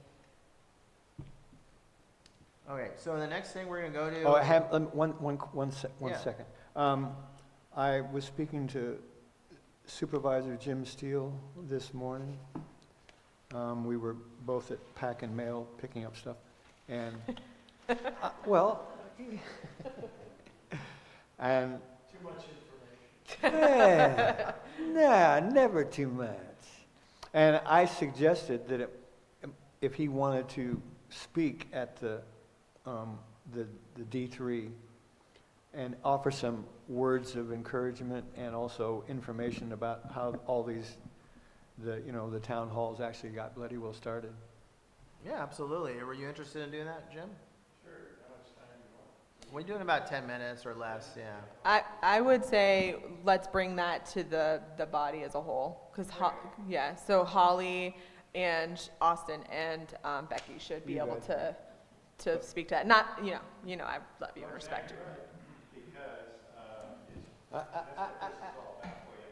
Sorry. Yeah, you gotta speak.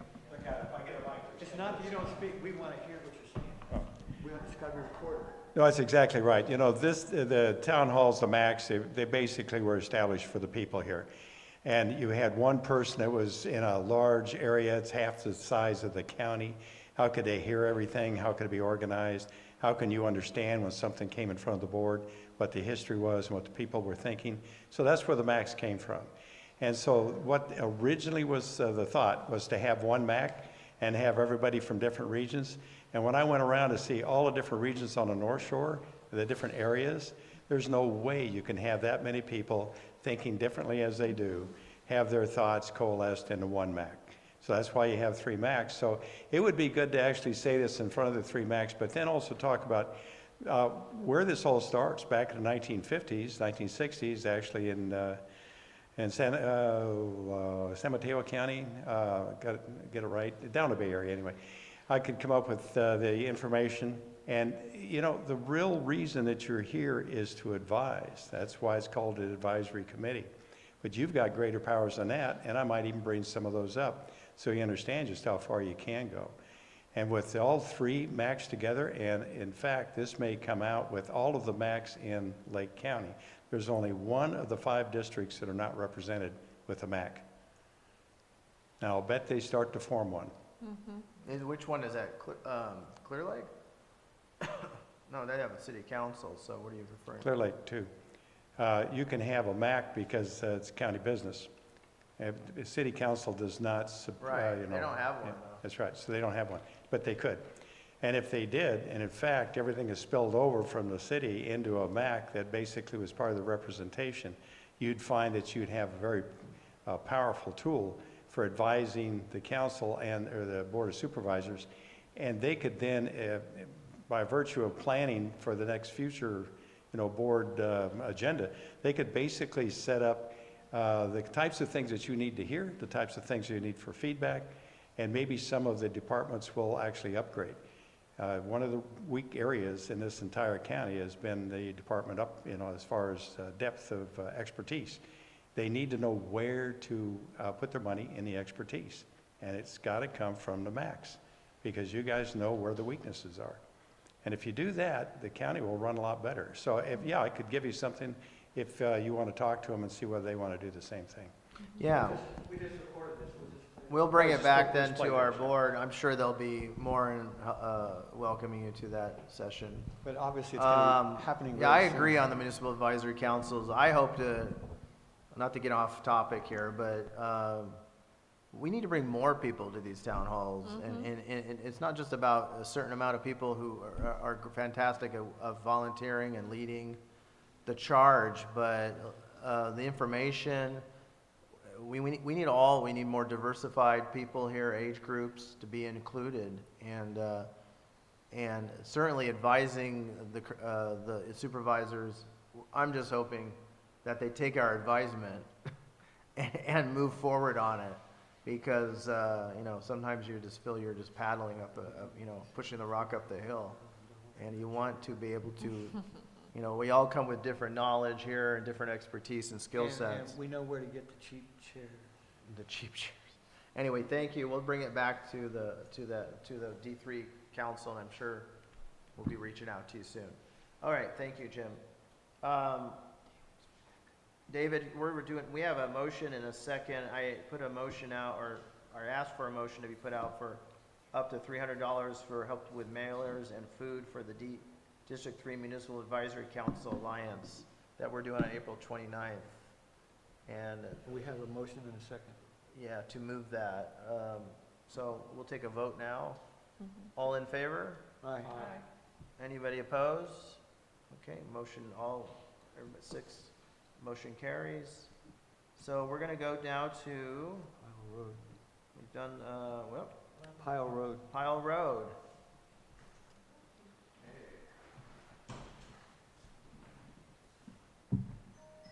I'm Dave of the Pile Road Piles.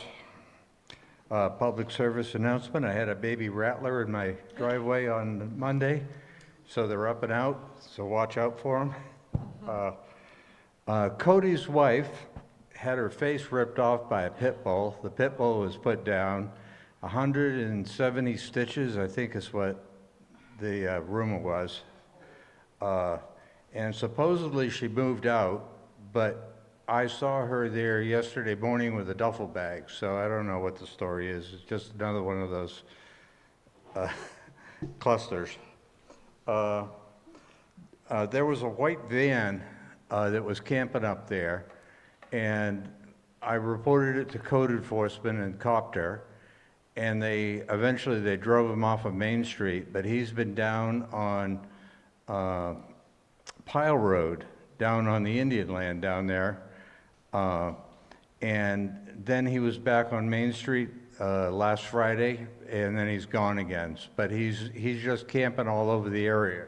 It's a big white airport van with a black banner on the side because it had something written on the side, and he took it off, sprayed black over it.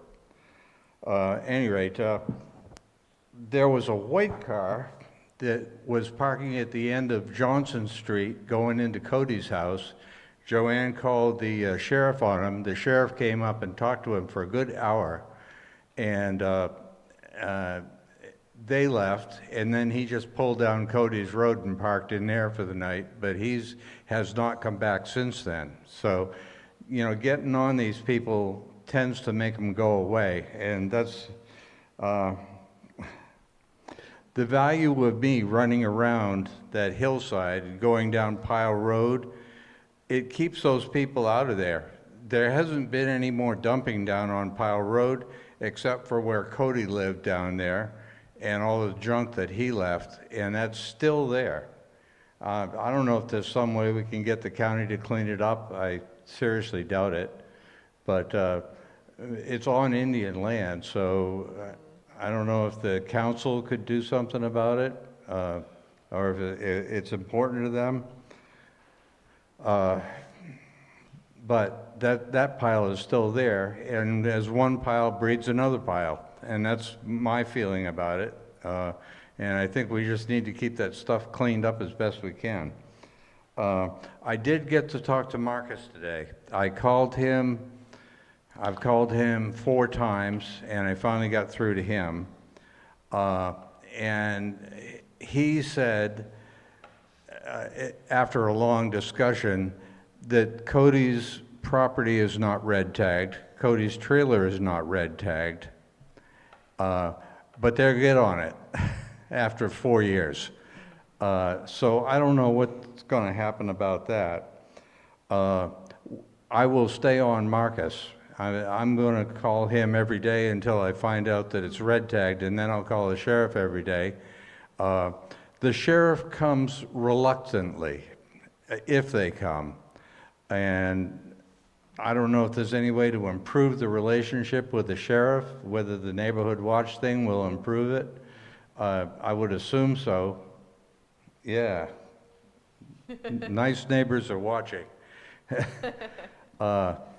Yeah, so if we could get the sheriff to respond quicker, it might help. But I don't know, they're very reluctant about it. And whenever I talk to dispatch, they're like, well, we're busy, we got a lot of things going on. And maybe we'll get somebody. We'll tell our officers. You know, it's just a real runaround. I think that's it for now. Thanks. All right. Thanks, Dave. Dave, Dave? I just wanted to recommend, if it is on native land, the county cannot go onto it. But if it's Robinson land, perhaps reaching out to Supervisor Crandall to ask to put it on the radar of the Robinson Tribe Council, maybe that would be a way tool you could have. And then just the van that you saw, I'm wondering, was it with an RV? Because we in Upper Lake, I don't know if anyone else has noticed it. There's an RV with a bunch of stickers that has been kind of just bumping around. It was in the Grange parking lot. We called the sheriff, we called the sheriff, then we knocked on the door, the guy left. And then we didn't call the sheriff back because we wanted to see how long it'd take him to get there. It was 3 hours. And then but the man had just moved just to Government Street. Like, he just left our parking lot and parked on the side street. But there was a van with him. So I'm wondering if it was the same person. I don't believe so. I didn't see any other van down, or any other vehicle with that down there. He had pulled off the road a couple of the times. He was well off the road. And then other times he was right down there at the end of Pile Road, right on that side which is the native land there. And I think that's Robinson. So yeah, I have EJ's number. I'll take a picture the next time I'm there and say, can you do anything about it? Yeah. All right, thank you. All right, Bonnie? Okay. Just a kind of an update on our school safety and traffic within Upper Lake. I did call and have a short conversation with Sergeant Powell the other day regarding whether or not people have been calling in any reckless drivers or anything having to do with the speed throughout this town. Has anybody made a report? The number's right here, and they really work off of the number of complaints that come in. So you can do it anonymously, you don't have to leave your name, but I'll tell you, I could write a book on the recklessness, tailgating, and all the sorts of things that are going on in our small town. Now, I also had a couple meetings ago, I had read a letter that we've got to force the stop sign at the corner of Middle Creek and 2nd Street. And Lisa has written it up, and I want to bring it to the council and have us forward it, because it's, I stop there and cautiously drive out, and there is forever cars just going right through there, and it's very dangerous, so we need to do something about that and get that. Before I read the letter, just want to give an update. We did put the form on, so we had said at the last meeting, 2 things happened. One, Supervisor Crandall did say that he would support our initiative of getting a stop sign, but we need 3 other. We need 4 supervisors to approve this. Total of 4 of the 5 have to approve emergency ordinance. So that's who our letter is directed to. And since we made that live, which I think was just a couple days after our last meeting, we've had 3 reports. One of which included a child almost being hit on a bicycle. So my thing is, if we've had 3 reports, how many are not reported? And that's, we were trying to get some history too, Yes. of actual accidents to, increase the necessity and the urgency of putting that stop sign up there. So without further ado, this is the letter that Claudine and I are proposing to submit to the Board of Supervisors. Dear Lake County Board of Supervisors, the Western Region Town Hall writes today to urgently request an emergency ordinance to install stop sign at the intersection of Middle Creek and 2nd Street in Upper Lake. This intersection has become increasingly dangerous, as shown by consistent reports from residents over the past 2 years. The risk is especially high for children traveling to and from the Upper Lake Unified School District, particularly the elementary school located on 2nd Street. This corridor is heavily used during school drop-off and pickup times, and Middle Creek is a main thoroughway feeding directly into downtown. Many drivers do not slow down when turning from Middle Creek onto 2nd Street, and some fail to stop at the existing stop sign on 2nd. These behaviors create a serious hazard for our residents. Currently, a free right turn, a stop sign at Middle Creek, would directly address these risks by forcing drivers to reduce speed, creating a predictable pause in traffic flow, and giving pedestrians a safer, more visible crossing environment. This single intervention would significantly reduce turning speed conflicts, improve driver awareness, and create a safer buffer for students or residents walking or biking. There have consistently been multiple accidents or near misses at this intersection. Public Works has indicated that a formal intervention may take years and depends on CHP data. However,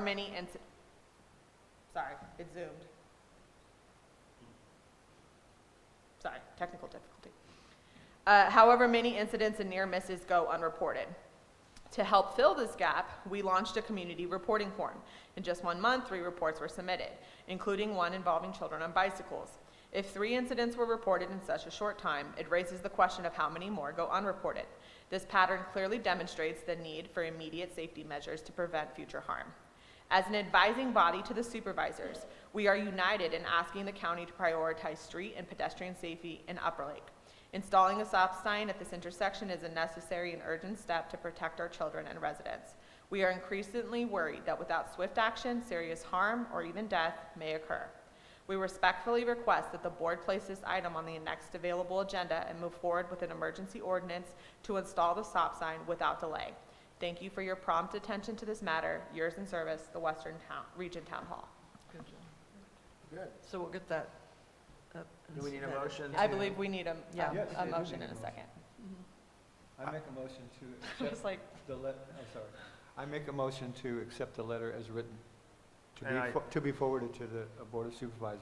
Okay, I second that. We can vote. Oh. Yeah. All in favor? Aye. Any opposed? Okay, motion carries. We'll send that letter out then, Lisa, to everyone? yes, do you want me to send it to the clerk of the board? And Yeah, all the- and then all the supervisors. Just make, yeah, make sure that they all get one. Yep, I'll Do send we, it to everyone. with these letters, do we mail them or we just email them? Email them. Okay, that's the way to go. But you're gonna send it to each individual supervisor as well, right? Email, yeah. I'll send it to all of them I'll send it to all of them. Okay. And then, if I have been officially cleared to go back to work, but if I can, sneak some time off, I can join via Zoom and read it Oh, during the opening. during, Sneaky. public comment. Okay, thanks so much for your help on that, Lisa. Again, the concern is constant with the drop-off pickup at the elementary. And I'm kind of putting on a watch cap, but there is a no left sign, no left sign turn. And I can sit up on my hill and watch the number of people that come out of the school and make a left, which are coming right into the oncoming traffic. And the other issue is, again, the planning was not adequate.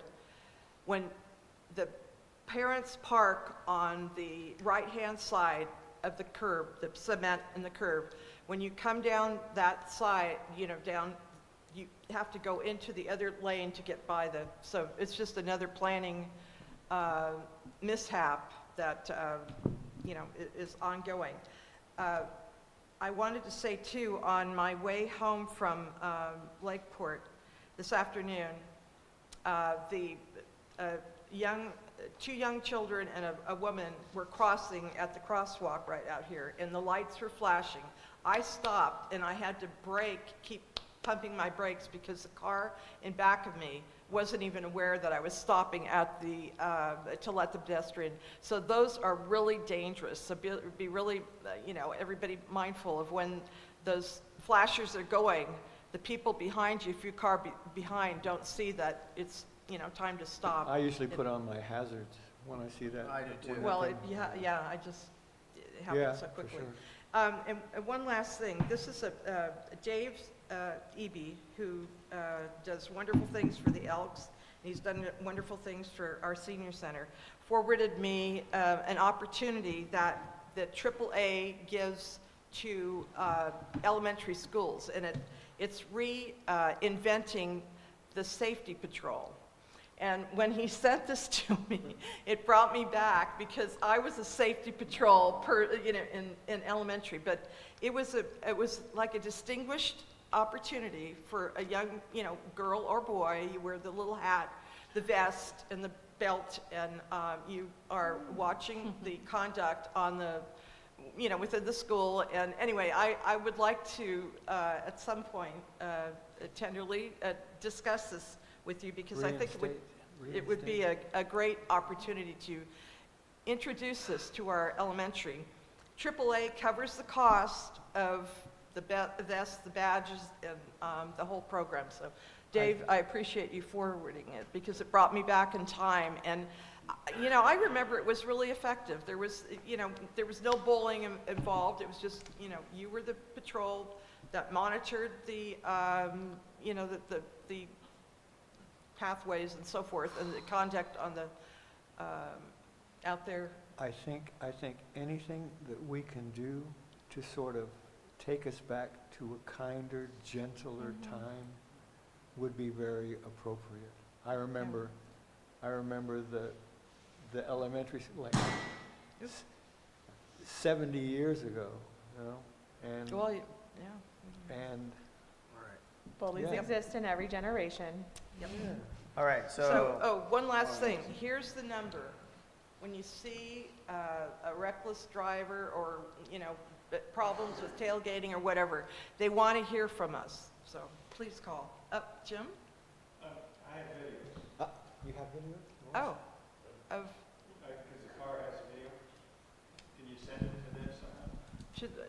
to the, You mean like The- your dash cam? Yeah, I've got dash cam, front and back on the oh, truck. to them? I'm loaded Oh. with stuff. Well, yeah, they Do I want call them, and if they want numbers and they want people passing illegally? Yeah, I, Haven't had much luck unloading this stuff, so if that's the number, that's great. yeah, call them and. Everybody they're- get a dash cam. It's amazing what Well- you'll find.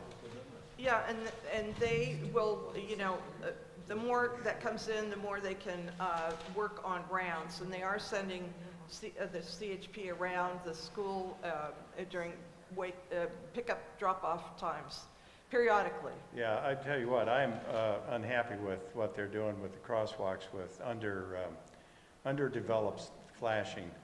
They need to have something that says stop, not Yes, just flash. I agree, because No, where you go Where with the the crosswalks, yeah, like in yeah, they're Lucerne. flashing. Yeah, they have little flashing lights, like nobody knows what that is. I've seen people drive right through that without even knowing. Well, yeah. So there's got to be something that says stop, well, there's three types. There's the hawk one, which goes over the road, like a metal one, and that's like a flashing red light. Are they going to put those in? No. Oh, okay. They have one at Napa. Have you ever been 29 through Napa? They have one of those. And then even better is the one, I forgot what they call them, is a full green, yellow, and red sign for crossing. So. All right, so we're going to copter. Yes. You can go ahead. All right, so we are in, let me just bloody look at this. This is our design for our neighborhood watch in Nice. And this is, this raccoon, it's a felonious raccoon, right? Bandit. A thief. This was done by Thomas's daughter, Maya. Oh, really? Yeah. So, the camera where? That one there?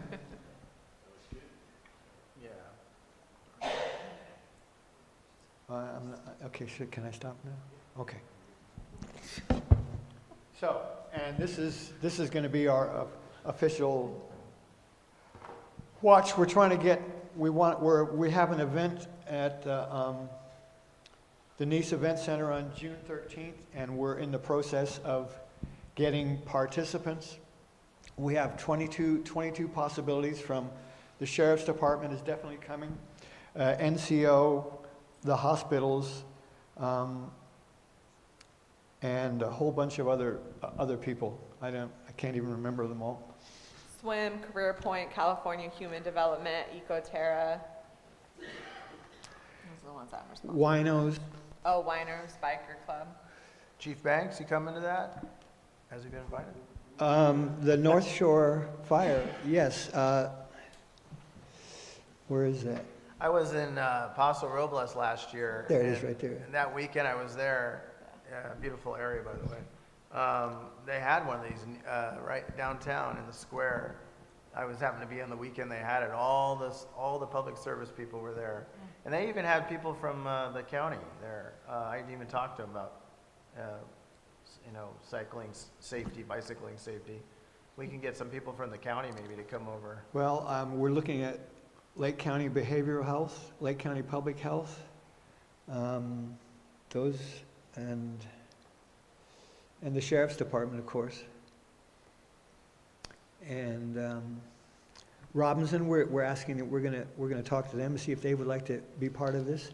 And gosh, I don't know exactly how to invite people who aren't included at this point who would feel like they would like to be part of this.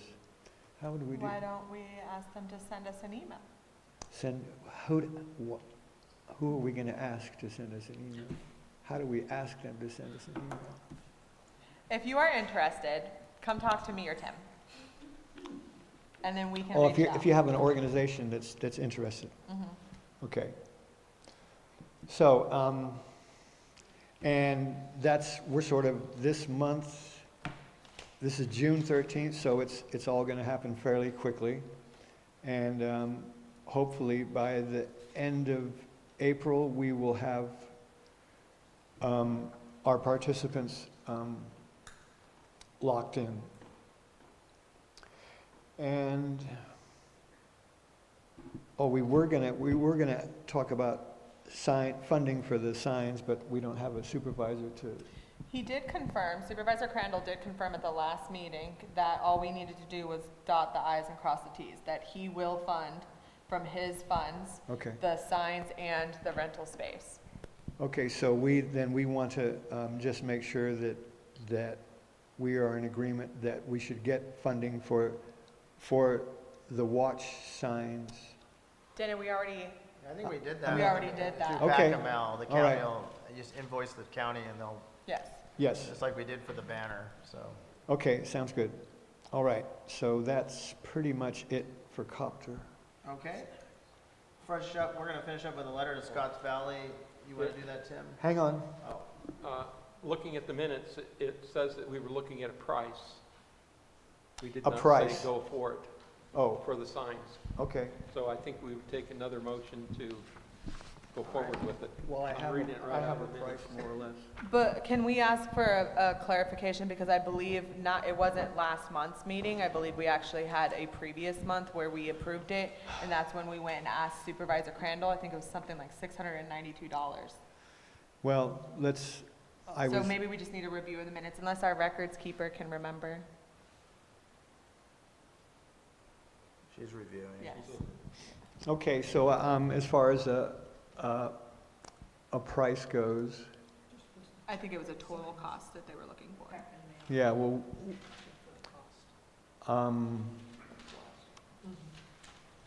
for 50, that would be $400 for the corrugated plastic signs, which are the ones you can put the little pokey things in to put them in your lawn, in the ground.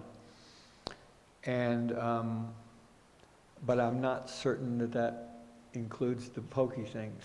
Do we need a motion if the supervisor has agreed to use his discretionary funds, not the Worth's discretionary funds?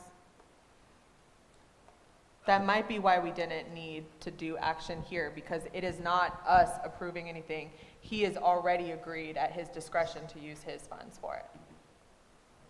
Yeah, I think last meeting, he said we're gonna use PACML, so I would just, Yes, he did say that, he did And mention we that can the county enforce has an his account. discretionary funds like we did for the banner. The county has Yeah. I an think we account. did make a motion. Didn't we make a motion last time? But I thought we used worth money for that.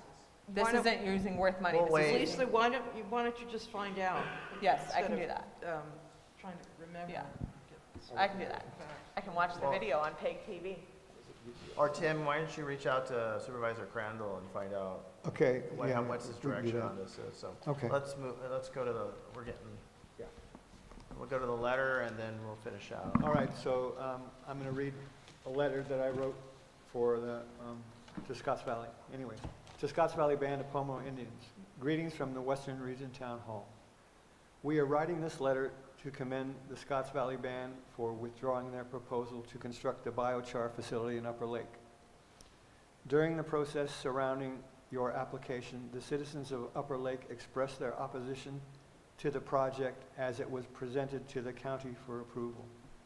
We wish to make it clear to you that that opposition was in no way a condemnation of the Scotts Valley Band's plan for the biochar project.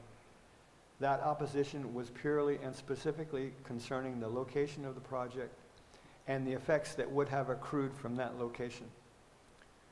We believe that much of the concern for the biochar project could have been mitigated by timely presentation of the particulars of the project to the town hall. Our community has many knowledgeable individuals who can be a valuable resource to draw upon concerning the environs of Upper Lake and other North Shore locations. The Western Region Town Hall, and by extension, the citizens of Upper Lake, would like to extend our welcome to any proposals from the Scotts Valley Band that would be mutually beneficial to Upper Lake and or any other location within the jurisdiction of the town hall. We desire to encourage development of our local resources for the benefit of all and for the continued protection of our county's pastoral nature. We look forward to cooperation with the Scotts Valley Band and would welcome any presentations from you concerning any projects that are contemplated for the Western Region Town Hall area of oversight. Sincerely, Thomas Evans, Chairman, and council members, I listed them all. So that's it so far. If we have anything, changes to make, that's a legitimate thing to do. Any comments in the public on that letter? Any comments on the council? Yes, I am concerned. Yeah. My understanding of the letter was to commend and thank the Scotts Valley tribe for their work. I am concerned that how it is currently written comes off as a lecture for not coming to speak to us sooner. So it would be my concern, and I'll speak for myself, if I were a leader of an organization and I received that letter, I would say, why are you lecturing me? So that would be my concern. Because you didn't do what we wanted you to do. And Well- they don't have to do what we want them to do. We That's want true. to partner with them. Yeah. So I that's think- my concern. I do think it should be tweaked a bit, yeah, because I felt it was Too a little patronizing? condescending. Yes. All right, so I will send out I will send this out to everybody, and we can bring it back to Yeah. the next meeting. I would soften maybe some of the messaging, but I do believe that Highlighting the sincere appreciation for withdrawing the application when they did not have to do so and the vote was likely not going to go in our way. I think that is an important, we don't have to say it that directly, but they did the heavy lifting for us by pulling the application.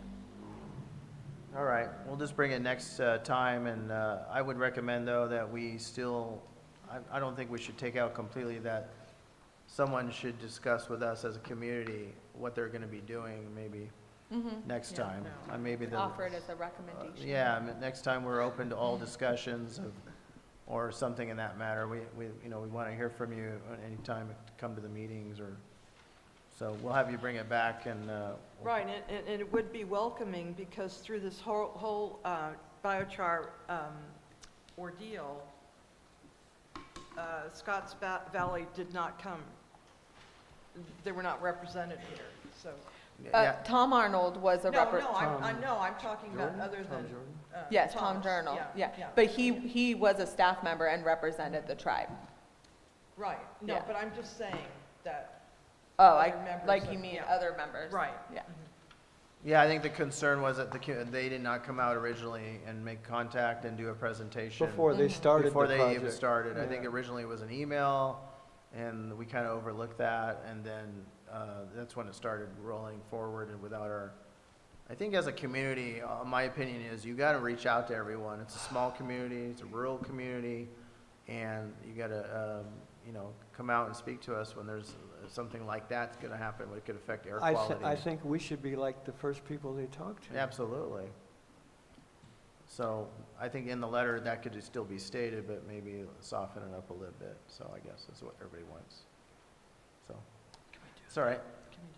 Yeah, announcements, then we're going to close it out. Here's a long night. Quick announcement. This is like monumental. We are going to have an Earth Day luncheon at the Upper Lake Senior Center. And I have to be perfectly frank, it's down to two of us, myself and a girlfriend from Lakeport who comes over twice a week. So if you know of any seniors that want to do an hour's worth of yoga on Tuesdays and Thursdays from 11 to 12, please send them our way. And the luncheon is open for everybody and anybody that would like to come and join with us. So we need some input, seniors. All right, we have an announcement on Zoom, or? Angela, go ahead and speak. Thank you. I just wanted to make an announcement of an upcoming event right there at the Hotel building. Next Sunday, April 26th, Supervisor Crandall is having a meet and greet for his reelection campaign from 2 to 4. That's next Sunday, the 26th. Thank you. And also, we're having the candidate forum, May 7th? Yes. At the Nice Event Center with all three candidates present. So look forward to that. Important for that, if you want questions, you have to submit it by May 5th, and the superintendent of schools candidate forum is May 5th. Where do we submit the questions at again? On their Facebook post, the Lake County Chamber of Commerce Facebook Okay. post, they have a link Who's to where monitoring that, by the way? Lakecom News? No, Is she's Elizabeth not. doing it? Usually does. Olga, do you know?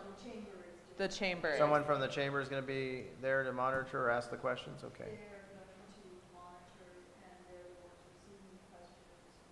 All right. May 7th? Is that May 6? 7th. Yeah.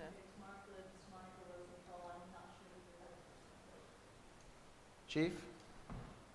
Absolutely, Thomas. I wasn't sure where I wanted to fit in, but you asked me to come today, so. Oh, I appreciate it, yeah. Yeah, no problem. Just a CAL FIRE update. We are coming up on our season. Our seasonal hiring has been done.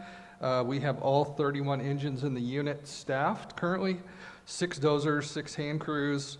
Early focus is going to be on fuels work, so if you see engines out there doing clearing some of the Highway 20 corridor we did this winter, and we're going to be doing some burning on Highway 29 in the Lakeport area, so I'll be doing the shoulders again. It was a very productive burn last year where we did burns on the side of the road kind of preemptively. We get a lot of roadside starts. A couple years ago, we lost a house by Lakeport from one of those roadside starts, so really just some proactive work on that. Helicopter is also staffed. You will see them around. They've been doing some drops and water operations over the lake because it's a new helicopter. So it's one of the newest of the fleet, so they're kind of working the bugs out. So if you see them, that's a normal thing that they do is pick up water, drop it, and make some passes. And then just as a reminder, for burn piles, an adult capable of suppressing the fire needs to be present anytime burning is happening. And water and hand tools need to be present also when those burn piles are going on. Last, and I'll just kind of piggyback off of Chief Banks, volunteerism is a huge issue nationwide for the fire service. There's a challenge with filling up the stations with volunteers. It's just not the same environment. A lot of that is due to income. It takes 2 incomes to support a family, and folks don't have time in addition to the training requirements. So it's a different era. It's not the 1970s where we had people spilling out the doors and just every piece of equipment rolling out of the bays. It just is a challenge. So I applaud him in his decisions. It is a challenge right now with funding for fire service, especially in this state. So That's it for me. Oh. Yeah, but I will take questions. Go ahead. Just, when is the burn ban? That should be the May 1st. May 1st, okay. That is a standard date now. We've set a date, calendar date based on air quality. So, and then all permits are handled by them. But if anybody else has questions, We have a Thomas? question on Zoom? Thomas says. Thomas has You- a question. You need a microphone. I'm sorry, it's a joke. Got to play by the rules. I know. Is there a specific lot size that you have to have? Correct, it's over an acre. Over an acre? So Yes. not an acre on the dot, but, An acre on the dot will work, but Okay. air quality uses a database that the county maintains. Okay. So the days of being able to fudge your .95 acre lot is. Not gonna it's work, a thing. okay. The automated system will kick it back out. gotcha. And then also you have to have a permit from your local, No, they're all combined into one now. oh, So the air quality permit is the burn permit. and where do you get that? It's online, lcaqmd.net, I think it is. It's the Lake County Air Quality Management District website. Gotcha, thank you. And Chief, before we adjourn, I'll put you on the agenda next month as a regular since fire season's Sure. roaring up. And we'll have you right behind Chief Banks. Yeah, that's absolutely no problem, and I Just have no update problem if folks have questions for me now or after the meeting to hit me up, I'm happy to Yeah, answer. awesome. Thank you so much. Yep. Okay, thank you. So, anybody else, motion to adjourn? Kate wants to say something. All right.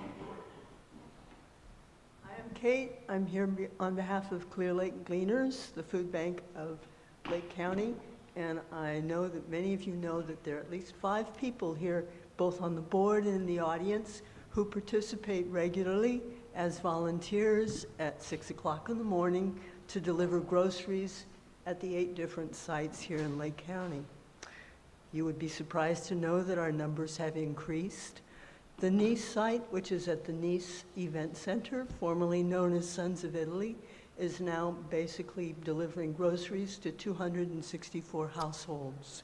We'll start tomorrow at 7:30 in the morning. That's when the cars will start to be delivered to. The preparation starts at 4:45. So thank you. If you know someone who needs food, no one is turned away.